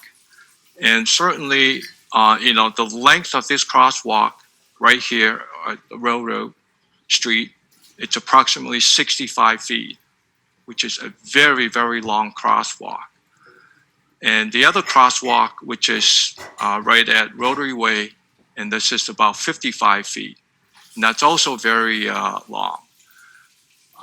For short-term improvements, the first thing that we looked at is, what can we do to make sure that pedestrian crossing at these 65-foot crossing and 55-foot crossing that is safe. At this section right here, there are actually 4 lanes, and you got some pavement marking in between.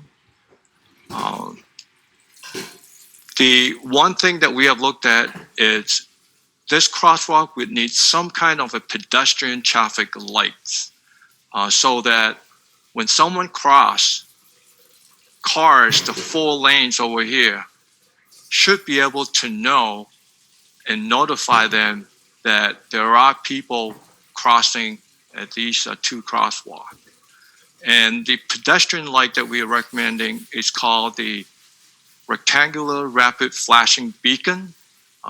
It's typically referred to as the RRFB. And I have pictures of these traffic lights. They are very similar to what we have installed in the town of Lenox, which in my next slide, I will show you exactly how they look like. So the other thing that we have also recommended is that the treatment of the crosswalk itself, because today all you have is markings, which I'll show you. I have some pictures later on. And the marking, a lot of times, sometimes it's not enough to provide that visibility. So what we are recommending, shown here in red, is actually, the color of a brake. And we're suggesting in-print brake pavers. Again, I have an example and a picture that I can show you in the town of Lenox that we have recently installed. We're recommending the same treatment at the crosswalk here at Rotary Way. Pedestrian lights at this location right here, facing the travel direction that's going southbound, and also a pedestrian light on the other side, facing traffic that's traveling along the northbound on Main Street. Same thing here, there are 2 lights, 1 on each side. So that's the short term for the recommended improvements. In terms of long term, which is shown here at the bottom, in addition to the traffic light that's shown on both directions and the special crosswalk in-print design, we're recommending that you provided some sort of a raised median in the middle. So what that means is you're providing some sort of a refuge right in the middle right here because of the 4-lane traffic. And this is a very typical federal highway standard recommendation, especially when you have a very, very long crosswalk, is to provide a pedestrian refuge in the middle of the roadway. And this is shown here in green, a raised island. The island could be some kind of a brick pavers surface, or it could be some kind of a short, vegetation or flowers for beautification. So this provide a shorter crosswalk for each direction of the pedestrians. And the same treatment should be given to the other location as well, providing a raised island at the middle, because you do have the room to provide the raised island or median. So those are the additional features that we would recommend for long-term improvements, and certainly that costs a little more by creating the raised median. Shown here are just some pictures of the first crosswalk, which is Railroad Street, and as you can see, it is a very long crosswalk, 65 feet, and there's all you have in the middle is, I know the town today, temporary put up one of those, yield stop for pedestrian plastic sign, reboundable sign. Shown here is just the island. If it's anything else, the RRFB would be in the location of this island, and it would have to be visible. When someone push it, it will flash, and then cars can see it from a distance at least 300 feet. This is the other location at Rotary Way. Again, this is 55 feet length of crossing, and it is a very, very long crosswalk. Again, with no protections in the middle. All you have is that low plastic reboundable sign. The RRFB shown here is just an example, so you could visually see how they look like. On top here, this is a location that we have installed in the town of Lenox, and it is right in the downtown area towards the end, and this is Franklin Street right here. If you notice, there are two traffic lights that's shown right here. One facing this travel direction, and the other one facing the other direction. And the traffic lights, it's activated by pushing a button, which is located about 4 feet at the poles. And another picture is shown here. It's the same location. There's traffic lights right here. It's this one right here. So the button is located right here. So when you push the button, there's bars right here. Those are LED strobe lights. They are very, very bright. And in this case, it's shown, we have designed it for both directions. This is for that direction, and we actually shown the other one, which you can see it over here, is for the other direction. So when someone crossed, they would push the button, and then the LED light bar with flashes, and that would give the special lighting features that attract attentions of vehicles, basically announcing that there are pedestrians in the crosswalk that will be crossing.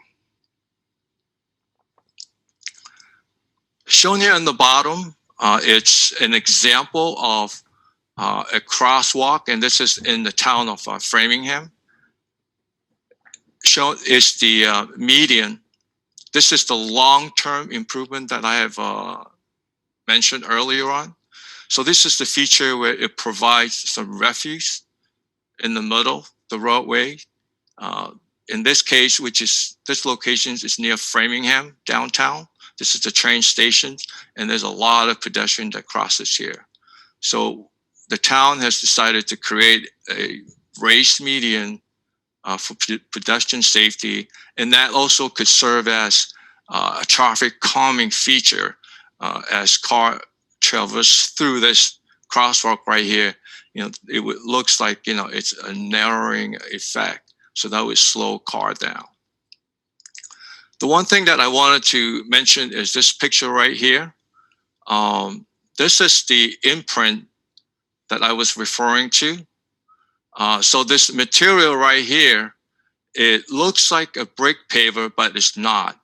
What it is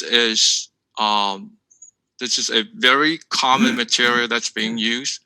If it's anything else, from a maintenance standpoint, it's less compared to brick pavers, and it's also slightly cheaper compared to the conventional brick pavers. And this material is similar. It's a mixture of asphalt and concrete. And when it's installed, the contractor would actually have to dig out about 3 to 4 inches into the pavement and lay this special material down, and then they would have a stencil that would create this brake light imprint. The pattern could be any pattern that the town desire. I know in the town of Framingham, they have a different design, and this is more recently the town of Framingham had starting to slowly convert their conventional pavement marking crosswalk into imprint. So shown here is an example of in Framingham where they use the brick imprint, but those slightly different color, giving a little more reflective features to enhance the crosswalk in this area. I think that's pretty much summarized the preliminary crosswalk improvement evaluation that we have looked at. And I would probably like to open for questions before we get into railroad, Share Street design. So I had one question. When Yes. we were doing the Main Street redesign, the state said they did not allow on their highways those type of RRFB lights. Have they changed, or do we just not have to ask them permission since we're not using their money? You do not need to ask permission from DOT. And I believe at the time, the project was paid for by DOT. It's a TIP project. Yeah. And so because it's a TIP project, everything has to go through, Mass DOT. And the design of these RRFP has come a long way. I know the town did the work probably about 3-4 years ago, 5 years ago, maybe. So the design itself has come a long way too, which is much better.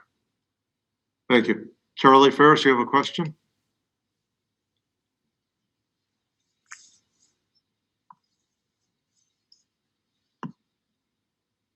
Hi, I have a comment. I just wanted to state that I think this is urgent for the town to improve the safety. I would like to just share a very brief story. My father-in-law was run over in the Railroad Street crosswalk about 20 plus years ago, and he waited for traffic to stop. The car stopped. He started walking across, and then the next lane of traffic, that driver didn't stop, ran him over, broke quite a number of bones in his body. He was never able to walk again without a cane for more than 5 or 10 feet. He's never able to play a round of golf again. I think that crosswalk safety, we've all seen a lot of near misses, I think. And I've seen the question that I had, and the comment is, I think blinking lights are critical. I have actually seen one, I think, where people pushed a button and there was a line of lights that went along both sides of the crosswalk, embedded in the pavement. And I've seen that in one place where the blinking caused those lights to go off, because the issue is not only the blinking lights, but whether the driver might, whether a driver's view of the lights could be obscured by another truck, or van in another lane. So I just certainly urge the town to add as much safety precautions as they can. I have no idea whether the median in the middle will help or slow down traffic or whatever, but I think it's an urgent need, and I would, commend you guys for picking up the baton and running with it. Thank you, Charlie. Any select board members? Yeah, Lee? Yes, I would like to echo that sentiment. I absolutely think this is a number one issue with the town, and I adamantly feel that we should get on top of this sooner than later. And thank you for this presentation. Anyone else? Yeah, are only these two sidewalk crossings being considered? Or are we going to do this for all of the unsignaled crosswalks, or are there other unsignaled crosswalks? So far, these are the only two that the town had requested Beta to look into. I would defer that to others if there are other locations. Okay. Anyone else? Ken, go ahead with the Railroad Street dining. Okay, great. So we've been asked to look at, this has to do with the Share Street because of the pandemic. I know the town has received some grant money to implement, how we could help, businesses, in terms of, surviving through the pandemic. The town had initially set up, which I have some pictures of, how the whole area has been set up for additional dining area. So the section of, let me see. So the section of Railroad, it's about 350 feet. For some reason, my cursor is not working. So, yeah. So here's a picture of Railroad where, the temporary setup looks like. And the photos on the left, it's, slowly being set up, and as you can see, some chairs, this is on the northerly side of, Railroad, and that's where the dining area expanded. There are no parking that's allowed. So the travel lane is being shifted all the way to the south of Railroad, essentially, utilizing the parking lane, for travel cars, having to park in the back of Railroad. So I know the town had, did a makeshift arrangement. As you can see, the photos on the right, where it's being set up. So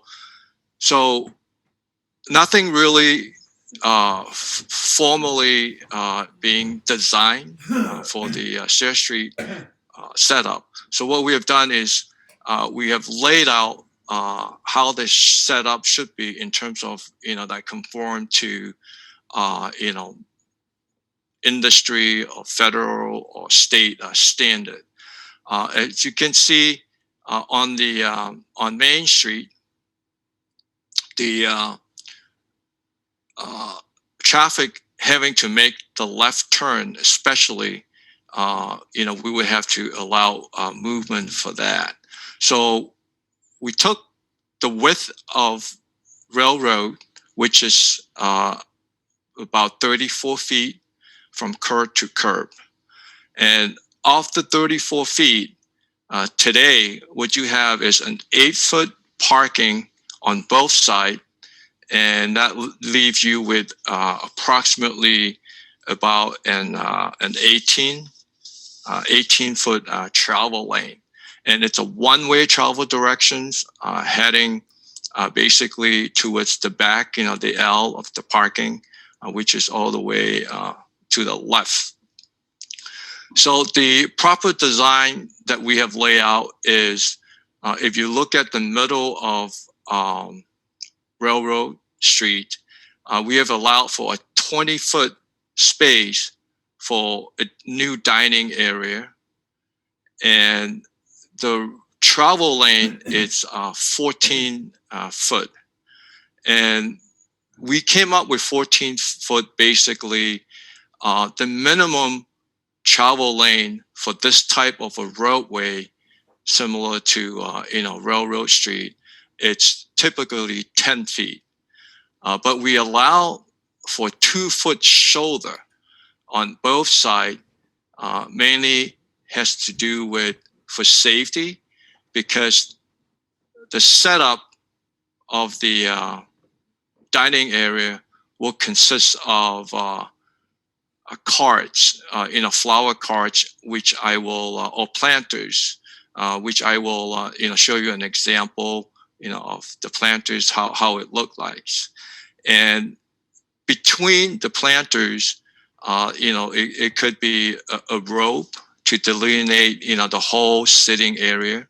So currently what we have shown is from Main Street, we show that transition that's required for car turning in to Railroad, and continue on all the way towards the end, and it ends as you make that sharp curve entering into the parking in the back. So those little square here, as I zoom in, those are proposed planters. As you transition in from Main Street, we allow a 15-foot spacing for each of the planters. And then as cars are traveling straight down, we allow a 30-foot spacing of between planters. And that consists of, the entire design. And another main reason for the 14 feet travel lane is we want to make sure that emergency vehicle, for example, a fire truck, especially a fire truck because they're big, and we had drew a travel path, and show it to the town. And this design right here, fits and allow a fire truck to access to the along a River Street in case if there's an emergency in this area. So that's the other key component. So in addition to essentially set up the shared space dining area, we have proposed some very typical parking signs, essentially telling people that there's no parking from Friday to Saturday, between 4 p.m. and 1 a.m. And that could, change, whatever the restriction is, that could be changed. But this is just what we are suggesting at this point. In addition to signage, currently on Main Street, there aren't any sign that tells people what's going on River Street. So what we are recommending is that if you look along Main Street, we have two, what we call the portable changeable measure sign. And I'll show you a picture. You probably have seen those. It's usually, you can see a construction or work zone signs, that electronic sign that has 3 lines. I'll show you in a minute how they look like. So essentially that's the layout and proposed signage for safety that we are suggesting right now. That's just the existing layout that I talked about. On the top right-hand corner, that's an example of the portable measure sign that I was referring to earlier. So we are suggesting that, one of these signs be temporary put on Main Street for both travel direction. So people know, as they travel on Main Street, if they need to get into River Street, they would be preempt. They would know what's going on. We have provided a few suggested language, and again, that can be worked out. It could be, whatever the preferences in terms of message to put out there. So coming back to the planters, we have provided the town with, there are many, many different types of planters. And this is the one that we currently has zeroed into. And the size of these planters, if you look at on your left on the top, it's essentially almost like an L shape, and it had wheels on it. And that's important because they need to be easily moved because these signs are not there permanent. They're only there on Fridays and Saturdays from 4 till midnight, and they need to be easily pushed and stored at a location. The size of these planters are about 5.5 foot tall, and the width or the length it's about 5.5 feet as well. The width of the planters, it's about 2 feet 3 inches, so they're not that wide. And again, these are made of wood, and they could be any color, they could be any material, depending on the cost, how much the town wants to spend. So I think that's all I have. I'll open up for questions. I know we have looked at a lot of other things, but I didn't want to get into the details. Any questions before we move ahead? I have one question. Your drawing there shows the planters on basically the north side of the street. Were you also going to have planters along the sidewalk on the south side? Right now, we're not planning to, mainly because you have a nice curb that's like today, that protects, delineate, that sidewalk. I'm just thinking in terms of people crossing the street, where maybe we could have some dedicated or designated crossings rather than just people wandering across randomly. I see. Potentially, yep, that could be definitely set up, like maybe have like 2 locations, channel them to cross so they're not all over the place. Right. Also, there's a number of restaurants on this side. People would have to, the servers would have to cross over, so there would have to be openings there anyways. Mm-hmm. We talked about ropes, and Bill's right, to have dedicated areas would make it safer. Sure. My only question, and this is really picky, the message signs that you have, now that outdoor dining is becoming much more popular, does anyone make message signs that don't look like you're about to go into a construction zone?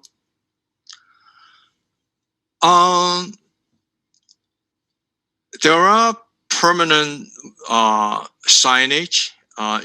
Certainly, if the intention is to make this a permanent event, I'm sure there are signs. The answer is yes. There are signs that are more permanent. They could be electronic, a permanent electronic sign, and it could be turned off when it's not in use, or it could be used for other events, in town in the future. It doesn't have to be, exclusively for Railroad Street, shared space.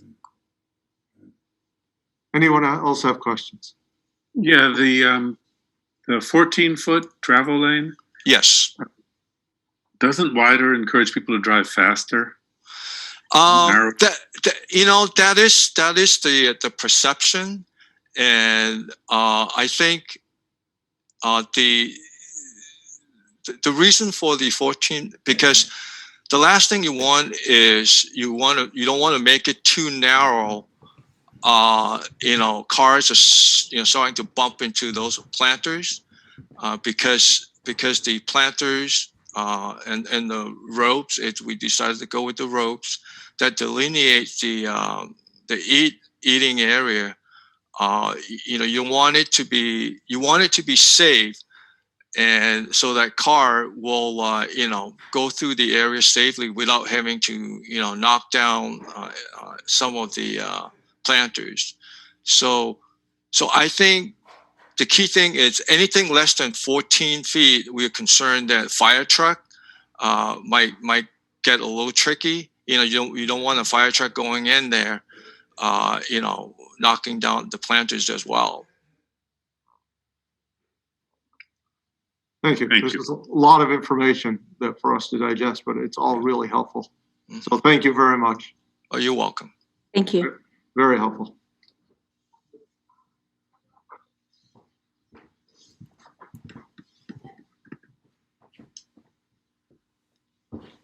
A conservation restriction for 165 Monument Valley Road from BNRC, number 16698. Okay, we'll recognize Narian Schroeder. Narian, where are you? Here, there you are. Go right ahead. There's the unmute button. Am I there? You're there. Okay, great. Hi, everybody. Hello. Okay, so I'll just very quickly. So this is a conservation restriction to be held by the Great Barrington Land Conservancy over land owned by Berkshire Natural Resources Council. We closed on it this morning. It is approximately 15 acres on Monument Valley Road, a little bit north of where Blue Hill Road hits Monument Valley. I do have a map, which I would normally hand out, which I can share with you if you'd like to see it. And the conservation restriction is a requirement of the Conservation Land Tax Credit Program. Ron Hirsch and Kenneth LaVault had sold the property to BNRC, as I said today. And the conservation restriction is a requirement of that program that it be permanently conserved. So the Great Barrington Land Conservancy has agreed to hold the CR. The CR guarantees public access for passive non-motorized recreation. And the general laws of Massachusetts require that the towns sign off on conservation restrictions, but you do not hold an interest, nor do you really have any responsibilities or liabilities or anything like that beyond this point in time. Once signed by you, if you do vote for it, then it will go to Boston and be signed by the Secretary of Energy and Environmental Affairs. It will come back to BNRC, and then we'll record it in the Registry of Deeds. The conservation restriction is permanent, runs with the land, and so if BNRC were to ever go bankrupt or sell it, the conservation restriction stays in place. I guess at this point, I would just want to say, do you have any questions for me? And do you want to see a map? No to the map, it looks like. No and no. Okay. Well, I just wonder if there's any existing trails or if the BNRC. Yes. Okay. So yeah, it's a good question, Bill, and I'll be quick here. So the trail from the Berkshire South Regional Community Center that goes up to Fountain Pond crosses through BNRC property that's off of Route 7. And this property is adjacent to that and goes down to Monument Valley Road. So the long-term goal would, and there's a low saddle where this property connects up with the BNRC property. So we could make a trail from that existing trail that goes from the community center up to Fountain Pond and get down onto Monument Valley Road. The grand vision would be that eventually we'd figure out a way to get along Beartown, around the edge of Beartown and out to, say, Ice Glen Road or someplace up there, so you could walk from Great Barrington to Stockbridge. So within our sort of high road initiative, which I think some of you've heard about. So it's part of our sort of trying to connect up a walking route between Great Barrington and Stockbridge. Great. Do you have a motion? You're muted, Ed. Yes, I am. Motion to accept the conservation restrictions. Second. Or enforce whatever we have to do. So I have a motion by Ed, a second by Bill. Any discussion? Hearing none and seeing none. Lee, Aye. Kate, Aye. Bill, Aye. Ed, Aye. and I. It's unanimous. Thank you very much. I do have a quick question for you. Go ahead. Okay, so I wasn't sure if I was still on there. You are. So we do need to pick up these signatures and get it back to Boston, and then the signature page does need to be notarized. So I guess I'm just wondering when might I expect that all four of you would be, only one signature needs the notary, but I assume we would pick it up in at the town hall at some point. We can have that document signed electronically and notarized here in town hall within a day. Okay, and we can record with the electronic signatures. I believe so, but if you need an original signature, did you say it just requires the chair signature or the full board? It requires the full board, but only one signature needs the notary, and usually I need a wet signature to record in the registry. Okay, so we'll have to pull the board and see if we can get them to come in and sign that. That may take a few days then. That's fine. Charlie Ferris, you have something to add? No, I was just thinking that they would need ink signatures. That's all to record. Yeah. But he's correct. Only one person needs to have a notarized signature, and it's recordable. Okay, we'll work it out. Okay, great. You can just email me when it's ready. We do have a little bit of time. Thank you very much. Thank you. Request that the select board forgive the remaining payment due on a housing rehabilitation loan granted under the FY14 Great Barrington Sheffield CDBG housing rehabilitation. Mark, Chris, somebody want to give a very brief, executive summary was clear, but. I'm here representing them in case you want to hear anything. Oh, okay. You're a very busy person tonight. Yeah. You can give a very brief overview, Charlie, if you'd like Okay. to. I just, to be clear, Mr. and Mrs. Thornton have lived in this house for quite a while. They got a loan to rehabilitate it. Mr. Thornton, they have limited means. He was working full time until he was over 85 years old. And had he not incurred the very unfortunate financial setbacks and physical setbacks that he had, this loan probably would have disappeared off the books in another, I forget I think we might have needed another 7 years or something. But, but for the fact that he broke his hip and lost his job and was falling behind on his mortgage and therefore had to sell, the loan would have gone away. And so it would be somewhat of a financial, boon for the town to suddenly be profiting by his, the program to be profiting by his tragedy. The money that and then they also, of course, had to put in a new septic system that took $23,000 of their equity away. So this is their life savings essentially at this point. They have about $45,000 left from the sale. They can barely, they're looking for rental housing. They can't really afford to stay around there. They're looking possibly in upstate New York. It would be a tremendous benefit and blessing to them if this loan did not have to be repaid for some role. Charlie, what was the loan used for? Was it a roof or a furnace or what was it? Oh gosh, I didn't represent them back then, but I think, it was windows and roof, I think,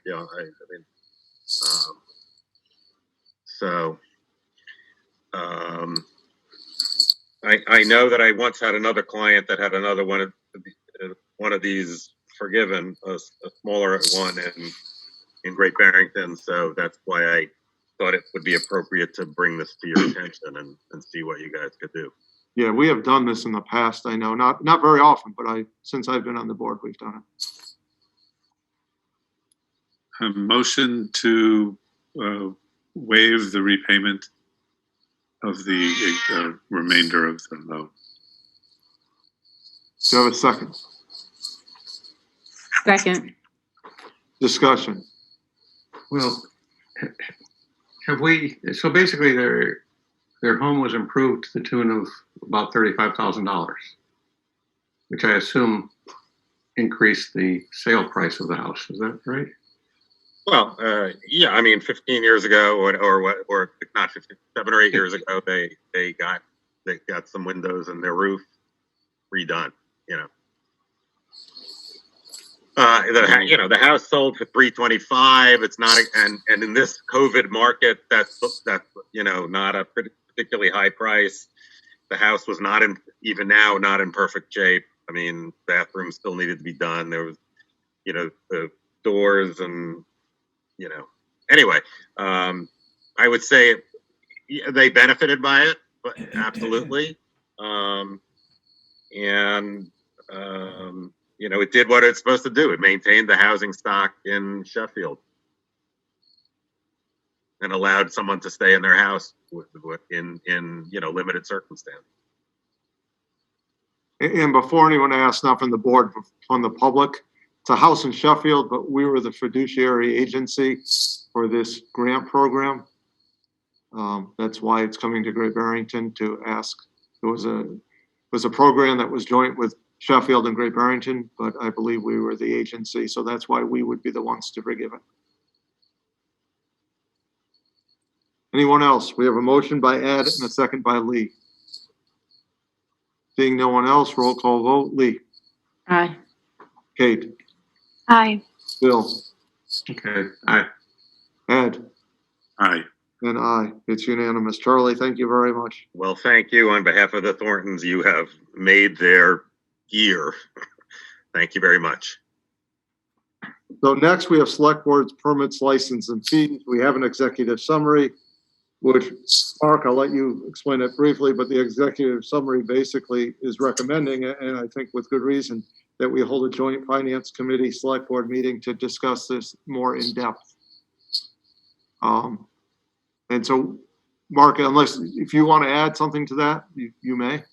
I would just like to add that, as I stated in my executive summary, and I won't reread it, I'm sure you have already, but a number of local businesses have come into the office looking for some kind of abatement, some relief from us. And my suggestion to you, of course, would be if you are willing to consider having this conversation, that you hold a joint meeting with the finance committee in the next couple of weeks to discuss what kind of abatement you'd like to consider. And of course, at that time, we will provide some scenarios for you and also give you a report on current revenues.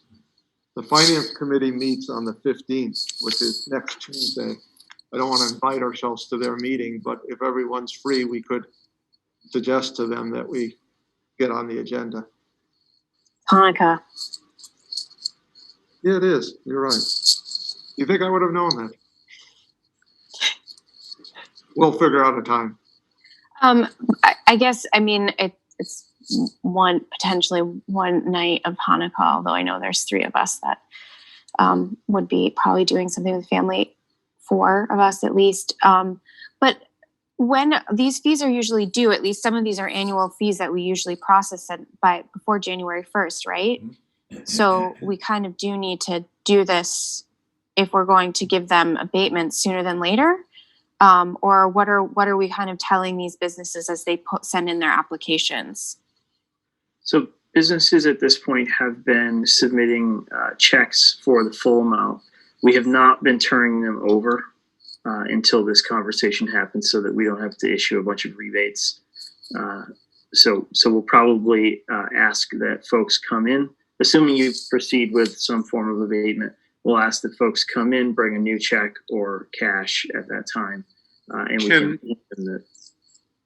Can we ask the finance committee to give us a recommendation at a meeting we're not at, and then we'll deal with it on the 21st? Does that work? Seems reasonable. Good. Is everyone okay with that? Mm-hmm. Yeah. It's a good idea. It's typically what we would do with other boards, so instead of trying to, that'd be great. Thank you, everyone, for that. Next is to vote on the maximum useful life of the departmental equipment being financed with the proceeds of the borrowing authorized by the vote of the town meeting passed June 22nd, 2020, Article 6. Steve, I just promoted Sue Carmel, our finance director. She's going to cover this topic for Karen Fink. Thank you. Good evening, everybody. I think you guys are probably familiar with this. It's pretty much a formality we have to do every time we're getting ready to borrow for capital projects. Karen and I have an upcoming borrowing at the beginning of January. We have to actually wrap it all up by next week. So what this is just one of the standard forms they request from us, our bond counsel, basically stating the maximum useful life of any of the equipment. These are the FY21 capital equipment we voted on at town meeting in June. And to kind of explain, maximum useful life is just how long the piece of equipment or vehicle is expected to last. It does not mean we are going to borrow, as an example, on a speed trailer, we're not going to borrow for 10 years on $12,000. It just gives us that flexibility, on the larger ones. If we need to borrow for 10 years on a $200,000 item. So that's really the purpose of this. If you have any questions, I'm happy to answer. The good news is usually this is 2 or 3 pages of Ed reading, or before that, me reading. So this isn't quite as bad as. That probably answers my question. Could I just have a motion to authorize me to sign the certification? They always used to make us read these. So they were very clear on that. Here it is. I, the clerk of the select board of the town of Great Barrington, Massachusetts, certify that at a meeting of the board held on December 7th, 2020, of which meeting all members of the board were duly notified and at which a quorum was present, the following vote was unanimously passed, all of which appears upon the official record of the board in my custody. Voted that the maximum useful life of the departmental equipment listed below to be financed with a portion of the proceeds of the $3,628,500 borrowing authority by the vote of the town passed June 22nd, 2020 in Article 6 is hereby determined pursuant to General Law, Chapter 44, Section 7.1 to be as follows. 2 police cruisers, borrowing amount $127,500 with a maximum useful life of 3 to 5 years. Highway dump truck with plow and sander, $230,000, the maximum useful life 8 years. EMS service vehicle, $60,000, 10 years. Police portable radios, 6 of them, $46,500, 5 years. Roadside mower, $180,000, 10 years. 2 mowers, $32,000, 5 years. 1-ton roller, $30,000, 15 years. Fire equipment, $35,500, 10 years. Speed trailer, $12,000, 10 years. Parks equipment, $60,000, 20 years.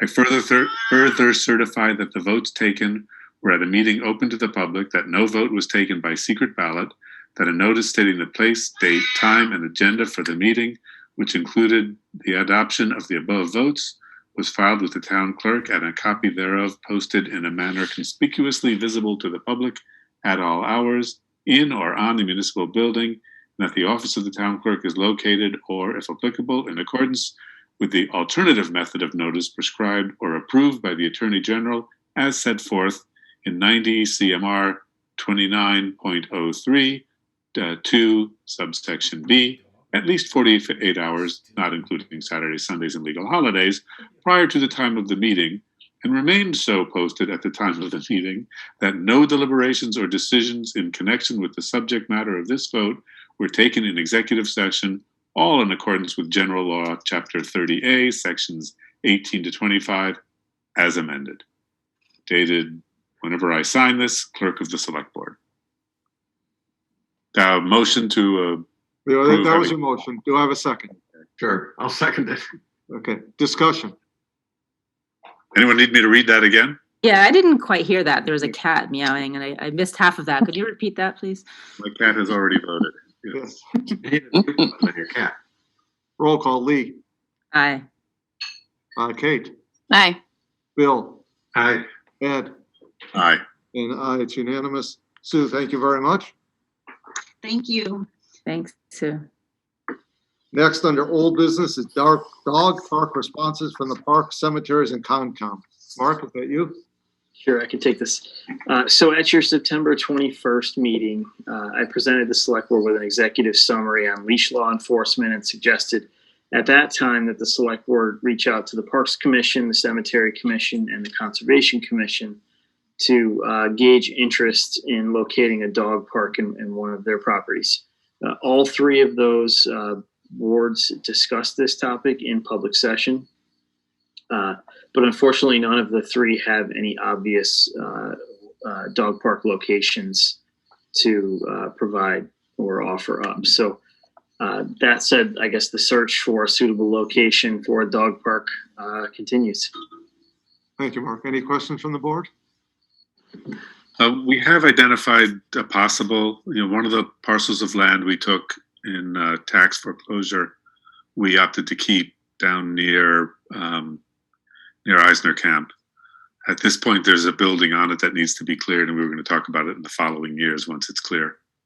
At this point, like you say, there aren't any other options. Thank you, Ed. Seeing no one else, citizen speak time. Just raise your hand or hit *9 if you're on a phone.